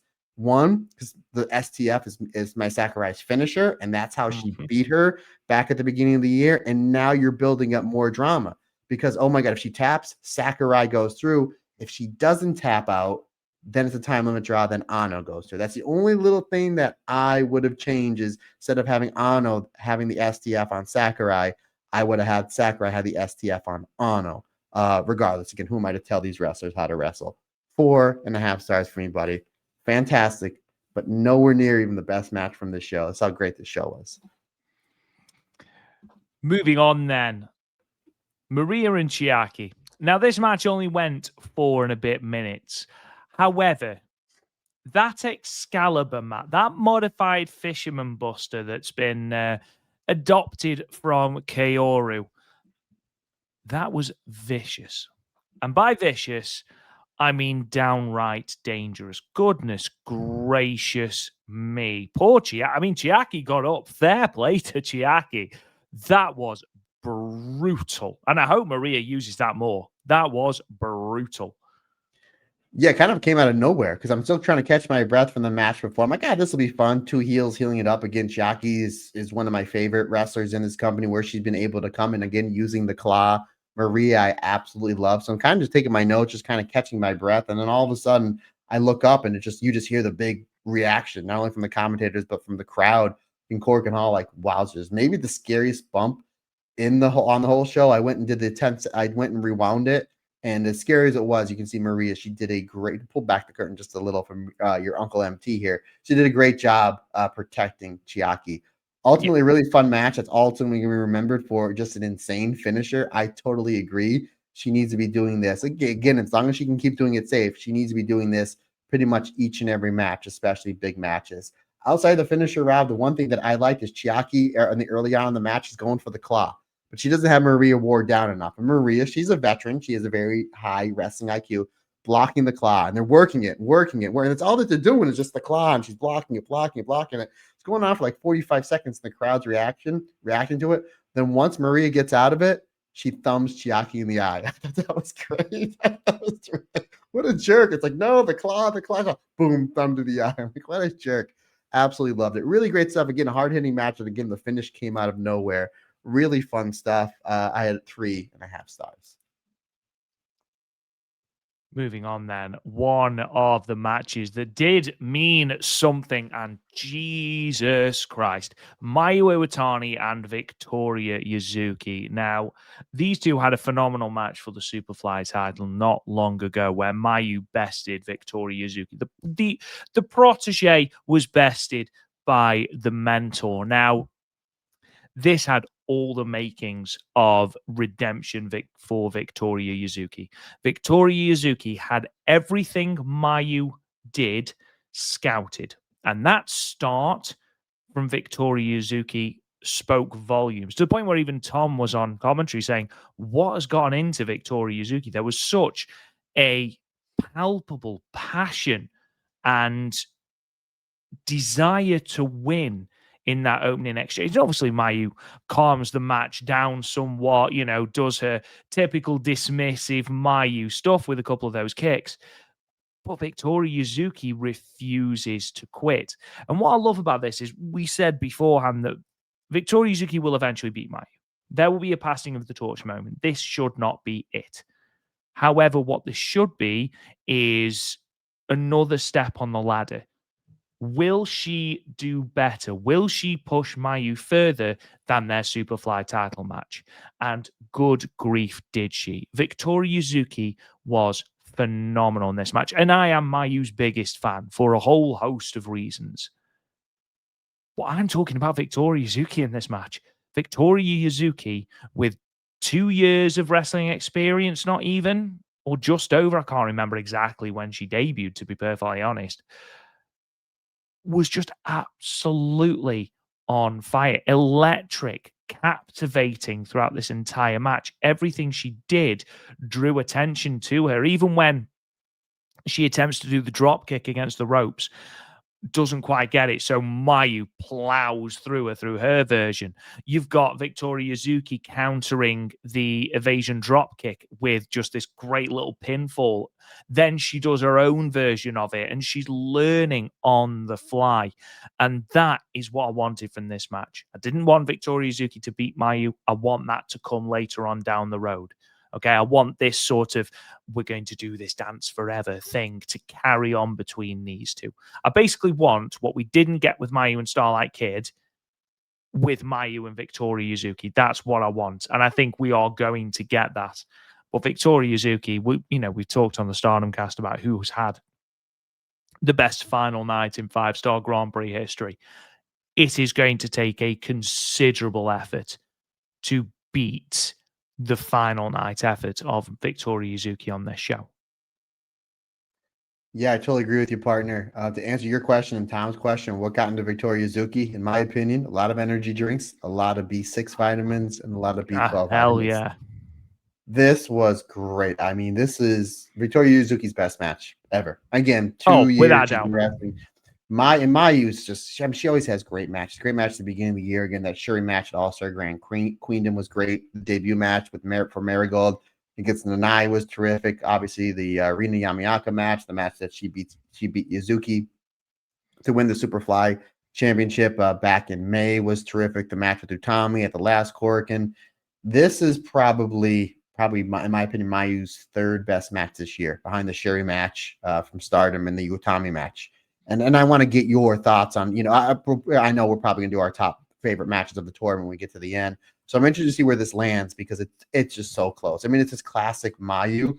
But as great as Mayu was, it was I think Mayu knew like this is Yuzuki's time to crown her. Even though there was no winner because of the time limit draw, Mayu's eliminated. Yuzuki goes on to the final. So it's just like she gave her a lot in the match. You're absolutely right. Like she countered the evasion dropkick and the evasion dropkick of her own.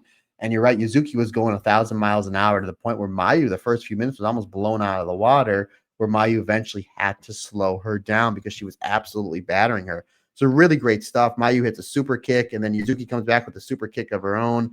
Then Mayu hits that insane rebound German to Yuzuki. Yuzuki comes back with this really great snap backdrop hold, which Mayu sold as if she'd just been shot out of a cannon, which I thought was terrific. Yuzuki then hits the cross arm German suplex for a 2 count and then goes into the crossface. And as Mayu's getting close to the ropes, Yuzuki transitions her into the rings of Saturn. So not only are we seeing this high impact offense from Yuzuki, not only were we seeing the fast pace style from her, she's been adding a lot of submissions, Rob, into her arsenal. I like how after she hits a German suplex or a super kick, she transitions that into the crossface because those moves target the neck. What does the crossface target? The neck. So I like how she's adding psychology and storytelling with that as well. Mayu hits a German suplex and then a dragon suplex back to back. I thought that was the finish. Yuzuki kicks out. So again, Yuzuki showing great fighting spirit, being really resilient against her mentor in Mayu Iwatani. Great stuff there. Mayu with a buzzsaw kick, which is absolutely crazy, coming off the missed victory shooting. Then Mayu goes to the top rope, misses the moonsault, and then Yuzuki goes for a moonsault of her own. Just really great stuff back and forth. You didn't know which way it was going to go because we've seen, Rob, throughout the years on the 5-star Grand Prix, there will be a draw for somebody getting to the finals, and that person usually always wins. Mayu and Momo from 2018 went to a draw. Mayu wins the tournament. Utami, and back in 2020, Utami and Shuri, time limit draw. Utami wins the tournament on Himika. 2021, Shuri, Takumi Roha. Shuri wins the tournament on Momo. 2022, Julia and Suzuki, time limit draw. Julia wins the tournament over Tam. So we kind of figured Ano and Sakurai, once it went to the time limit draw, I'm like, this is the Rossi Ogawa booking tournament 101. It always works. And if it works, if it's not broke, don't fix it. So once we saw Ano was the, and I think me and you both even said it's going to go to the time limit draw. Miko Ano's going to win the tournament. So I just thought Mayu was going to get a clear win here.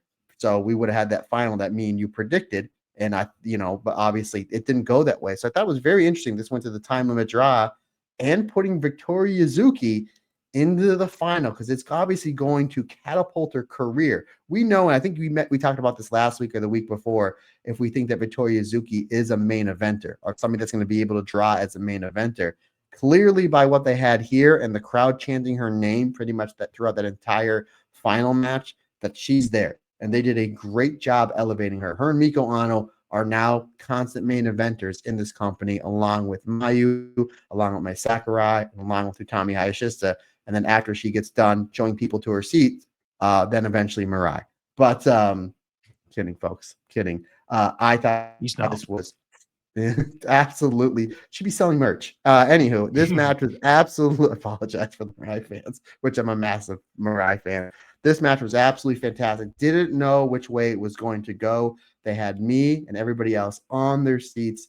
This is as great as professional wrestling gets, and it seems like we're saying that a lot here on the Marigold Standard and the Stardom Cast. And the fact that we get to watch it and talk about it, we are so blessed with the great wrestling going on. And I think you texted me, it was just yesterday, when you're like, man, Joshi professional wrestling is killing it. I said women's wrestling in general is absolutely crushing it. Not only from, you know, a drawing aspect, a buzz aspect, but what they're being able to do in the ring. They're completely blowing every other style of wrestling out of the water, in my opinion. And this is one of the best matches of the entire year for any wrestling company. Rob Goodwin, to the shock of nobody, 5 stars for me. Absolutely fantastic. Yeah, tremendous match. Another absolute banger in Korakuen Hall for Mayu Iwatani following that phenomenal match with Utami. Victoria Yuzuki, completely agree. You know, we've said about breakout performances and things like that, but this isn't about the future anymore for Victoria Yuzuki. She is very much present in that main event scene. She's one of the company's biggest stars, the brightest sparks. And quite honestly, you know, I don't think she needs to be labeling herself the future ace. I think there is a legitimate argument that she is at least one of the biggest stars in this company now. You know, is she as big as Mayu? Probably not. Is she up there with Utami? Perhaps just behind. I don't think there's anyone else on their level. I think she's a bigger star than Mai Sakurai. I think she's a bigger star than Mirai. I think I think she's a bigger star than Miko Auno, which is wild to say considering Miko Auno has just won the Dream Star. But you heard those chants in Korakuen Hall. People love Victoria Yuzuki, and that's nothing to do with the popularity of Miko Auno, how good Miko Auno is, and how, again, she's going to be pushed to the moon, and rightly so. But Victoria Yuzuki in the next couple of years, obviously, you know, save touch wood for injuries, the sky really is the limit for her. It Yeah. really, really is. It's a very, very exciting time to be a fan of Victoria Yuzuki because she really could do anything she puts her mind to. The rate at which she learns is unreal, absolutely unreal. I know when she debuted as a rookie, we thought, oh, she's got the basics down really well. You know, she's a very, very good rookie for where she is. And again, the improvement is wild, absolutely wild. Rob, real quick, buddy, you mentioned 3 names: Mai Sakurai, Hmm. Mirai, Miko Hmm. Ano, that she's a bigger star. You're missing another M. I don't think I'm quite ready to say that she's clipped Magaton yet. That's what I Just mean. yet. Right Another there. big victory. If she'd have won the Dream Star, we could have had a conversation. But again, not just yet. Victoria Yuzuki hasn't won a Dream Star. Megaton hasn't won a Dream Star. They're on an equal keel. Well, here, how about this? How many matches in the Dream Star has Victoria Yuzuki lost over the first 2 years? A few. Megaton has never lost a Dream Star match before. She's also never Unbeaten. lost a main. She's never lost a match at WrestleMania and never lost a Royal Rumble. So that's, you know. There you go. Moving on, then your semi-main event and the block final. Obviously, Utami Hayashishita versus Koki Amare. Utami losing via countout to Koki Amare. This match was really good. My little gripe, is that I wish Koki had won clean. We saw it with Victoria Yuzuki. Victoria Yuzuki won clean. Yes, a roll up, fine. Still won clean.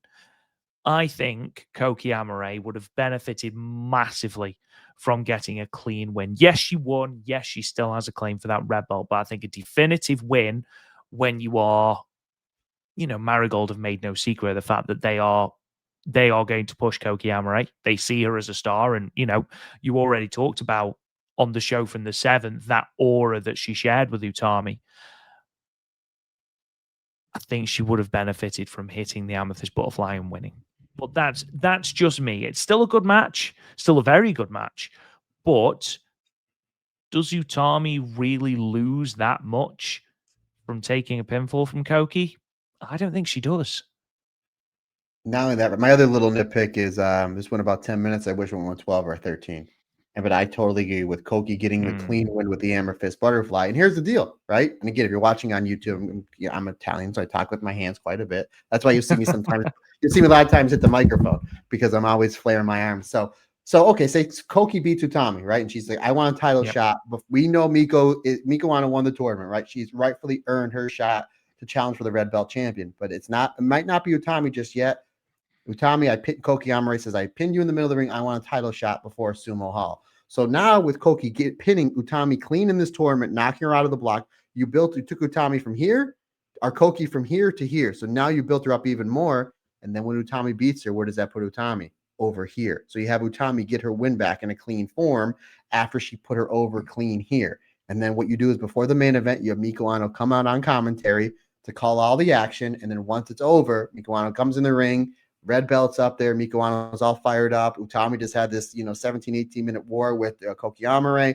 Boom, there's your photo. There's the thing that you plaster all over social media, put in the magazines, the newspapers as your big red belt championship match in Sumo Hall. So I think that would have been a better way to go about it. Again, who am I to tell anybody how to book? That's just me playing Monday morning quarterback. It's a great match.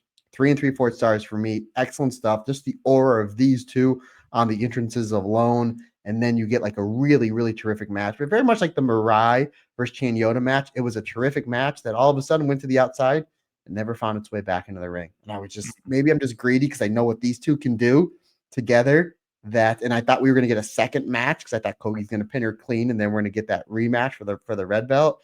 They went to the outside and never got back in the ring. And I was just like, because this was the buffer. Like you just had one of the best matches of the year in all of wrestling with Yuzuki and Mayu. We know that we're going to, because they kind of figured what was going to happen here. You're probably going to get Miko Ano versus Victoria Yuzuki as your grand final. This is the match in between. And it's just like you have your big red belt champion. You have your project of a wrestler that is destined to be a star in Koki Amare. Maybe I'm just being a little greedy because I know how phenomenal these two are, especially Utami. And it never got to that level that I wanted. I was like, again, 3 3/4 stars. Excellent stuff. Again, maybe Rob, it is a point where it's Koki's like, I beat you via counter. Maybe they do run it back somewhere between now and Grand Destiny for the red belt, just to get, really, really get that good shine on Utami, having her like a clean win over Koki. I mean, hopefully that's what happens. But regardless, I would love to see these two run it back, whether it's just a straight singles match or it is for Utami's red belt, because they had really great chemistry. 3 3/4 stars for me, good sir. So, of course, that loss for Utami meant that Victoria Yuzuki won Dream League, which means that your final is Miko Ano versus Victoria Yuzuki. A quick recap of those points. Victoria Yuzuki sitting pretty at the top of the block with 10 points, just the one loss for Victoria Yuzuki as well to Koki Amare. Whilst Star League looks like this with Miko Ano again picking up just that one loss to Misa Matsui. Again, fantastic tournament for Misa Matsui, but 10 points for Miku as well. And Matt Turner, that leads us to the final. And again, what a fantastic match. I would have loved, and again, we talked about this in our primer, and again in a couple of the episodes reviewing the different nights. I would have loved for this to have been the first time Miko Ano used the 1 second EX after pinning Nanae with it. I don't think she needed to use it against Nagisa Nozaki. I think it would have been a really good moment for Miku to use it for the first time to win this Dream Star final. That's literally my only note on this. Otherwise, I thought these two were brilliant. I thought Miko Ano scouting Victoria Yuzuki early on, looking at that Mayu match and going, right, well, she's going to come out like an absolute house on fire. I am going to ground her.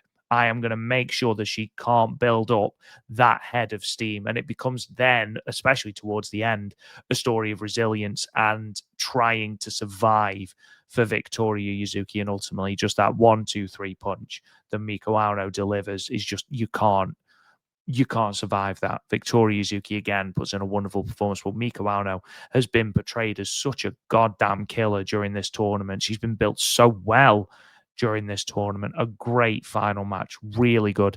Again, would have liked it to have actually gone a little bit longer, but I'm not that bothered. I thought it told the story it needed to tell, and both these women have come out of this tournament complete stars. Complete stars. You're looking to make stars in this tournament. Victoria Yuzuki comes out as one. Miko Ano comes out as one. I think Misa Matsui has come out as one. Mai Sakurai has come out as this battle-hardened, grizzled veteran as United National Champion. I think Chika Goto has come out of this tournament even better. Koki Amare has got a victory over Utami. Sari Yamaoka has got a win over Mayu. Okay, lots of little stories have happened, but this was the perfect little little cherry on top of the Dream Star cake over what has overall been booked a really well has been a really well booked tournament. Yeah, Rob, just to back up just a minute or two on what you said, something rang true. You're absolutely right. Like when she hit the 1 second MX on Nagisa Nozaki, I was like, oh, that's kind of odd because we kind of figured it'd be saved for this final. And that match with Nagisa, for as violent as it was, should have ended with like Miko kicking her in the face for how crazy it was. But again, once you said it, I just thought of something. You had Miko win with that move, with a nice move, to win the second ever Dream Star. Who won the second ever 5-star? Nanae Takahashi. Had to think about Yes. that then for a moment. Yeah, because Yuzuki Aikawa won the first one. So, like, what a really cool similarity that would have been. You know what I mean? Like the true passing of the torch. Yeah, this was great. And you made mention that, as great as this was, again, maybe we're being a little greedy if we went 2 or 3 minutes longer. At the same time, these two wrestlers wrestled 30 minutes total on this night, and just phenomenal. And we made mention of it pretty much just about every time we talk about the 5-star Grand Prix. It's like that final night, two people are and obviously Suzuki 2 years ago only wrestled once because of Sai Kamatani was injured, but two people are going to wrestle twice. And Momo Watanabe in 2021 because the injury to Julia, but you understand what I mean. Two people have to wrestle twice, and it's really tough to have two phenomenal matches on the same. Sometimes it's tough to have a great phenomenal match like within a month's time, but it just seems like the Joshis always know how to do it. I mean, you look at Shuri in 2021, you look at Julia in 2022, you look with Micah and Saya Kamatani in 2024, you look what Azumi did back to back in Korakuen and on that Wednesday before, and then what she did on the final night. And these two did the same. Yuzuki having one of the best matches in Marigold's history with Mayu just a half an hour earlier, and Miko Ano versus Mai Sakurai was right there as well. I mean, these two had two instant classics, and then they go out and have an instant classic here. And this wasn't like a feeling out process like we got with Miko and Mai Sakurai. These two properly went at it. Victoria Yuzuki's trying to get this match over quick because she knows she has the speed advantage. But you're right, Miko Ano has more experience. She was scouting. She was using that high wrestling IQ. And then once it got to where she wanted to go, where it's like once it gets into my realm of more violent matches, or more violent style match, I'm going to have the advantage. Like to me, that's the psychology of Miko Ano. Like 3-4 minutes in this match, they go onto the apron, and it's just like, this is going to end well. This is your big final match. This isn't going to end with the two of them opening the ropes and like after you. That's not going to happen. Miko Ano hits his brutal head kick onto Victoria Yuzuki, and it goes from bad to worse because then Miko Ano hits a Styles Clash onto the apron. And I was like, wow, how about that? And then we do see that Victoria Yuzuki, she gets the advantage back. She hits a super kick, a huge dive. You go back into the ring. And then Miko Ano, fighting spirit, she hits the angle slam and a bunch of mid kicks to Victoria Yuzuki. Victoria Yuzuki then comes back with a roaring elbow. She doesn't use that move that much. Usually, like the super kick is kind of like her go-to, but she hit that, and you can just and the crowd was at a fever pitch for this match. But you can just hear that smack, and everyone all of a sudden, everyone in Korakuen Hall was like, "Whoa!" Victoria Yuzuki, if you listen to this podcast, you should use that move more often because not only did it look good, not only did it sound good, but the placement in the match, like you're getting battered, then all of a sudden 360 boom, and it stops the K1 kickboxer or the lady that trains at the K1 kickboxing dojo, Miko Ano. It stops her in her tracks. I thoroughly like that. I liked how Victoria Yuzuki keeps going for the roaring arrow, but Miko Ano knows how to get out of it. I thought that was terrific. Miko Ano hits a rainmaker, but Victoria Yuzuki will not be denied. Fighting spirit, big super kick, and then hits the cross arm German suplex for a 2 count. She hits the Victoria shooting for a 2 count. I'm sorry, she goes for the Victoria shooting, but Miko Ano is able to get out. She fires up with some brutal buzzsaw kicks, and then hits a high angle tiger driver. We don't see Miko Ano break that out that much. I thought that was great. She hits a Styles Clash, or she goes for a Styles Clash, but Victoria Yuzuki rolls through with a pin attempt for a 2.999 count, and then Miko Ano hits another head kick, and then the 1 second AX for the 3 count. Absolutely fantastic. 4.5 stars for me, my friend. Probably my second favorite match from the show, just below Mayu and Victoria Yuzuki. What a whole show, from the opener of the non-tournament matches to the tournament matches we got with Mirai versus Chan Yoda, even though it went a little bit short. It was a great match. Kazuna Tanaka, Chika Goto, all these big matches that had point implications to who's going to go to the finals, and you end it in an absolutely terrific match. Congratulations to Miko Ano winning a phenomenal Dreamstar Grand Prix. Now, Rob Goodwin, here's the one thing that I want to throw at you. Before I get into this again, I said it 3 times already. I'm going to say it again. I am nobody to tell Rossi Ogawa how to book. Not only that, but do not want to take any shine off what Miko Ano did. Obviously, we were hoping Miko Ano would win because, one, she has earned the right to win this tournament, and we really want that Utami match. Here's 2 things that maybe they could have got a little more juice out of the squeeze, Rob Goodwin, because obviously the number 1 person you put over in this tournament is Miko Ano. Could you have gotten her over more in this tournament? My opinion, yes. You go to her match that she had early on in the night with Mai Sakurai. They made it a point to say she lost to Mai Sakurai, at the beginning of the year. And this is a redemption for her. She didn't win. She didn't lose, but she didn't win. So now Mai Sakurai can go and say, you may have won this tournament, but you still haven't beat me in the middle of the ring this year. I still this white belt champion because I beat you. You never beat me. So I think that might have been a little bit of a mistake. If you're going to go all in with her, go all in with her. You're obviously pushing her towards the most important prize in Marigold, that red belt, what probably is going to be the biggest show in. And I know they're only a company year and a half, but in company history. So how more do you push Miko Ano over? Yes, you can have her win the Dreamstar, which they did, but could you've gotten a little more out of it? Yes, I think that if she defeats Mai Sakurai and avenges that loss, because they even they talked about it on commentaries. You're like, oh, maybe she'll win. She avenges that loss on her way to Sumo Hall. Not only that, Victoria Yuzuki is now a main eventer, which we know. Obviously, they did a great job pushing her. But I think, had it been Mayu Iwatani that Miko Ano beat, now you're really, really putting the rocket to Miko Ano, because now she avenges the biggest loss she's had all year to Mai Sakurai. Again, clearly still your white belt champion, and then defeats the icon of Joshi Pro Wrestle, and in my opinion and yours, the greatest women's wrestler of all time in the same night. You want to talk about giving somebody the ultimate push to get them over? I think that would have been a way to go about it. Again, I'm nobody to tell Rossi Ogawa how to book, but to me, that would have just made more sense. Even if it wasn't Mayu, because I get it. Then you have Yuzuki challenging Mai Sakurai right afterwards. So I get it. I still think Miko Ano should have defeated Mai Sakurai to avenge that loss. Again, you could have got more juice out of the squeeze, at least from the way that I'm looking at that. Let's just say you, buddy. I agree to a certain extent. I think she should have beaten Mai Sakurai. Again, I don't think it matters too much, but I think she could have beaten my final from the get-go was Miko Ano going over Mayu Iwatani for the reasons that you outlined. However, what you've done for Victoria Yuzuki in this tournament in cementing her as a legitimate main event talent, I don't mind too much. It doesn't bother me at all. I think, again, to be honest, had Mayu gone through the tournament unbeaten and Miko Ano delivered that first defeat in the final, I think that's a different story. But Mayu lost already to Seri Amoka. So I don't think the story, sort of didn't matter as much. I think Victoria Yuzuki was just just hiccuped at the same time. I thought maybe you were chewing on a cucumber. Oh God. I think Victoria Yuzuki was the story. And again, you saw how over she was in Korakuen Hall. I don't think anybody deserved or earned their right to be in the final more than Victoria Yuzuki and Miko Ano. So no, it doesn't bother me too much.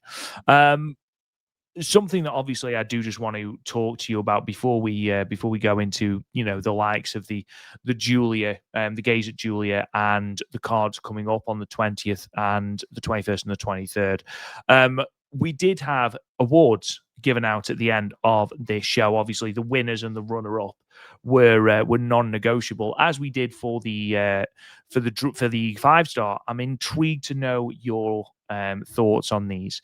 So, Fighting Spirit Award went to Chika Goto. I must admit, I completely agree with that. I don't think there's anyone else with the possible potential of maybe Kazuna Tanaka, but I think Chika Goto otherwise, partly just for that absolute battering she took at the hand of Miko Ano, but Chika Goto, I'm absolutely fine with that award. I think that's a just awarding. Skill award, Misa Matsui. Again, difficult to disagree with. I can't think of anyone really that I would give that to above Misa Matsui. Really, Distinguished Service Award, Koki Amare. As I'm not entirely sure what that award entails, let's go with okay. Sure. Yeah, why not? Why not? Do you know what? Koki's great. She deserves an award. Dream League Best Match. Now, obviously, this didn't take into account this show, so just bear that in mind. Dream League Best Match they gave to Mayu Iwatani versus Utami from the 30th of August Corrigan Hall show. I don't think either of us are in disagreement there. And the Star League Best Match they gave to Mai Sakurai versus Mirai from that same Corrigan Hall show, which again, you could argue that there's maybe matches that are on par with that. I don't think there's any matches that are better than that match from Star League. I'm just trying to think. No. There's matches I enjoyed. I mean, I enjoyed, as I mentioned, Miko Ano and Kazuna Tanaka. I don't think it was better than Mai Sakurai and Mirai. Unlike the Stardom Awards, I actually think Marigold have done a very good job in those awards. I don't think there's anything really there I would change. The only thing I agree. I think there's a lot of them. The only thing I maybe well, you said that you're saying they didn't take the show into account. They didn't take the show into account. Because I would have maybe given Fighting Spirit Award to Chiaki after taking the Excalibur from Marie. Rightly so. Distinguished Service Award is just taking that move from Maria. Yeah, I mean, there's really no misstep here. And again, this is, this tournament was fantastic, and I'm really glad that because I threw that idea off you, what I mentioned before about maybe Miko Ano defeating Mayu in the finals. But you're absolutely, you had a obviously Mayu's the big star, but yeah, I mean, you made Victoria Yuzuki, you made two constant main eventers out of this tournament, to go with, obviously Mayu, Utami, Koki Amare obviously did terrific. Kazuna Tanaka, even in a loss, cutting that promo. Sarah Yamaoka defeating Mayu, so she's in a different light. They got everybody over in this tournament. They really did. As far as those awards go, again, Mayu and Utami, I'll tell you right now, I know you'll ask me, was my favorite match of the entire tournament. As much as I love Tanaka, Tanaka, Victoria Yuzuki and Mayu, I gave that match 5 stars as well. I like Mayu and Utami just a little bit better. Great final. Again, you have to give every match on this show was great. The whole tournament as a whole was terrific. Again, Chika Goto coming in to me, new light, like looking like she's somebody that can challenge for a big singles belt coming up in the winter or maybe early next year. But you got to give so much credit to Miko Ano and Victoria Yuzuki. Again, Rob, 2 matches, wrestling a total of 30 minutes in Cork and Hall, and to have 2 instant classics like that. Like, those are matches, maybe just because I'm not athletic, that those are matches I dream about, having great matches like that. And Yuzuki and Miko Ano put on 2 of them in the same night within an hour. That's special talent for Miko Ano and Victoria Yuzuki. And you can do nothing but just applaud. And again, great book tournament from Rasi Ogawa. Everybody comes out of this tournament looking better than they did going in. Great seeing Mayu, her first tournament. She brought a level to so many. Again, in my opinion, the 2 best matches of the tournament were from Mayu. And obviously, the biggest hats off to Miko Ano. 2 years in a row, buddy. We predicted it right. So, folks, again, let's take a look. Let's take a step back. Let's take Rob Goodwin has predicted the last year got us a Stardom tournament winner with Wingori. He did predict the winner of the back-to-back the Cinderella tournaments with Honda in 2024 and Sayaka Kurora this year. He did predict the winner of the 5-star Grand Prix in Momo Watanabe, and back-to-back, just like the Cinderella tournament, predicted Utami last year and Miko Ano to win this tournament. So I know he complains about not picking Azumi, but maybe, and we love some That's the moral of the story, man. Never pick Azumi. Maybe once you stop picking Azumi, then it was like all of a sudden you started winning left and right. Maybe that's what it was, Absolutely. buddy. Absolutely. She'll break my streak. I guarantee she will break my streak. She'll win the 5-star next year. just going on because I'm well aware that Kirsty is trying to get to sleep in the next room, and I'm a loud person. We're excited. Let's wrap this up very, very quickly. Obviously, Matt, top three, let's say, matches of the tournament and your MVP.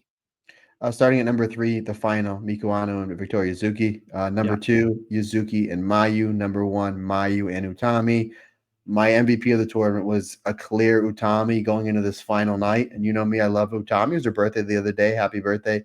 But what Victoria Yuzuki did on this final night makes Victoria Yuzuki my overall MVP of this tournament. With Utami right there as number 2, and then like Mayu and Miku Ano probably battling it out for number 3. I am in complete agreement with you. Apart from I liked Victoria Yuzuki and Mayu just a little bit more than Utami and Mayu. And again, we're talking nanometers, but again, really, really, really good matches from start to finish. Because that opening night was really, really good in Osaka. And the second show as well, that obviously saw Sari Yamaoka and Mayu Iwatani. Really good show. Moving on now. Oh, MVP, obviously, Victoria Yuzuki. Now, I don't think it could be anybody else. And then Miku Ano, obviously, a close second. Congratulations to Miku. Well earned, without a shadow of a doubt. And it's worth pointing out, just before we throw to what matches are coming up on these upcoming shows, that Rossi did an interview a while ago, if you remember. It was just after Julia left, about Miku Ano being a leader and how she wasn't quite there yet. And now look at her in the middle of that photo with the crown on. She's going to main event Ryogoku in what will possibly be Marigold's biggest ever show. Sure. What a turnaround. What a turnaround for Miku. So, Mr. Turner, I am extremely excited to talk about this, and you can probably see why. Marigold have got 3 shows coming up. We have got the show on the 20th, which will be live in Shinkiba on Wrestle Universe. Sunday 21st, we've got the show from Kira Mess in Numazu, and then Tuesday the 23rd, night 3 will be 176 Box Osaka, and that'll also be video on demand. So we have got the cards announced. Briefly run through those. So on the 20th, Kazuna Tanaka versus Misa Matsui, the return of Arina Yamanaka. She'll be taking on Hummingbird. Megaton versus Nao Ishikawa versus Yuka Yamazaki. We've got a tag team match, Mayu Iwatani and Kamomo Minami versus Seri Yamaoka and Victoria Yuzuki. That's going to be really good. As if that wasn't good enough, Utami and Mirai versus Miko Ano and Mai Sakurai. Yeah, that's going to be tasty as well. And then a 6-woman tag. We've got Chika Goto, Koki Amare, Manami Yuki versus the Darkness Revolution team, Nagisa Nozaki, Ria Sato, and Chiaki. That is all on the 20th. The 21st sees Koki Amare versus Komomo Minami.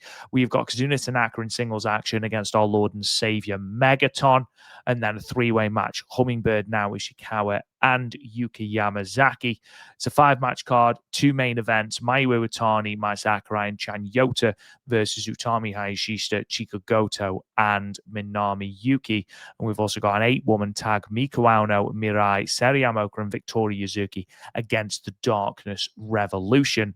And then the show from the 23rd, Osaka 176 Box, and Matt Turner, I am incredibly excited because not only have we got the return of, as I've already mentioned, our Lord and Savior, our other Lord and Savior in Flying Penguin. She will be taking on, of all people, Mayu Iwatani in singles action. What a match that promises to be. We've also got Mai Sakurai and Koki Amare teaming up against Misa Matsui and Ria Sato, Mirai and Arina Yamanaka versus Chika Goto and Megaton, Minami Yuki and Nao Ishikawa versus Nagisa Nozaki and Chiaki, Hummingbird versus Komomo Minami versus Kazuna Tanaka, 6-woman tag, Utami, Victoria Yuzuki and Yuki Yamazaki versus Shino, the returning Shino, which is great to see, Miku Ano and Seri Yamaoka. And then, of course, the main event of all of these shows, Mayu Iwatani versus the Flying Penguin. Very excited for all of these shows. I'm excited that Kokiyama and Chikagota are on the same team, Rob. Again, maybe they are building them back up as a team, which I think would be benefit both of them at this point in their careers. Just wanted to point out before I head to Matt Turner for Gazer Julia and then the end of the show, the one Corrigan Hall show between now and Grand Destiny will take place on Monday, the 13th of October.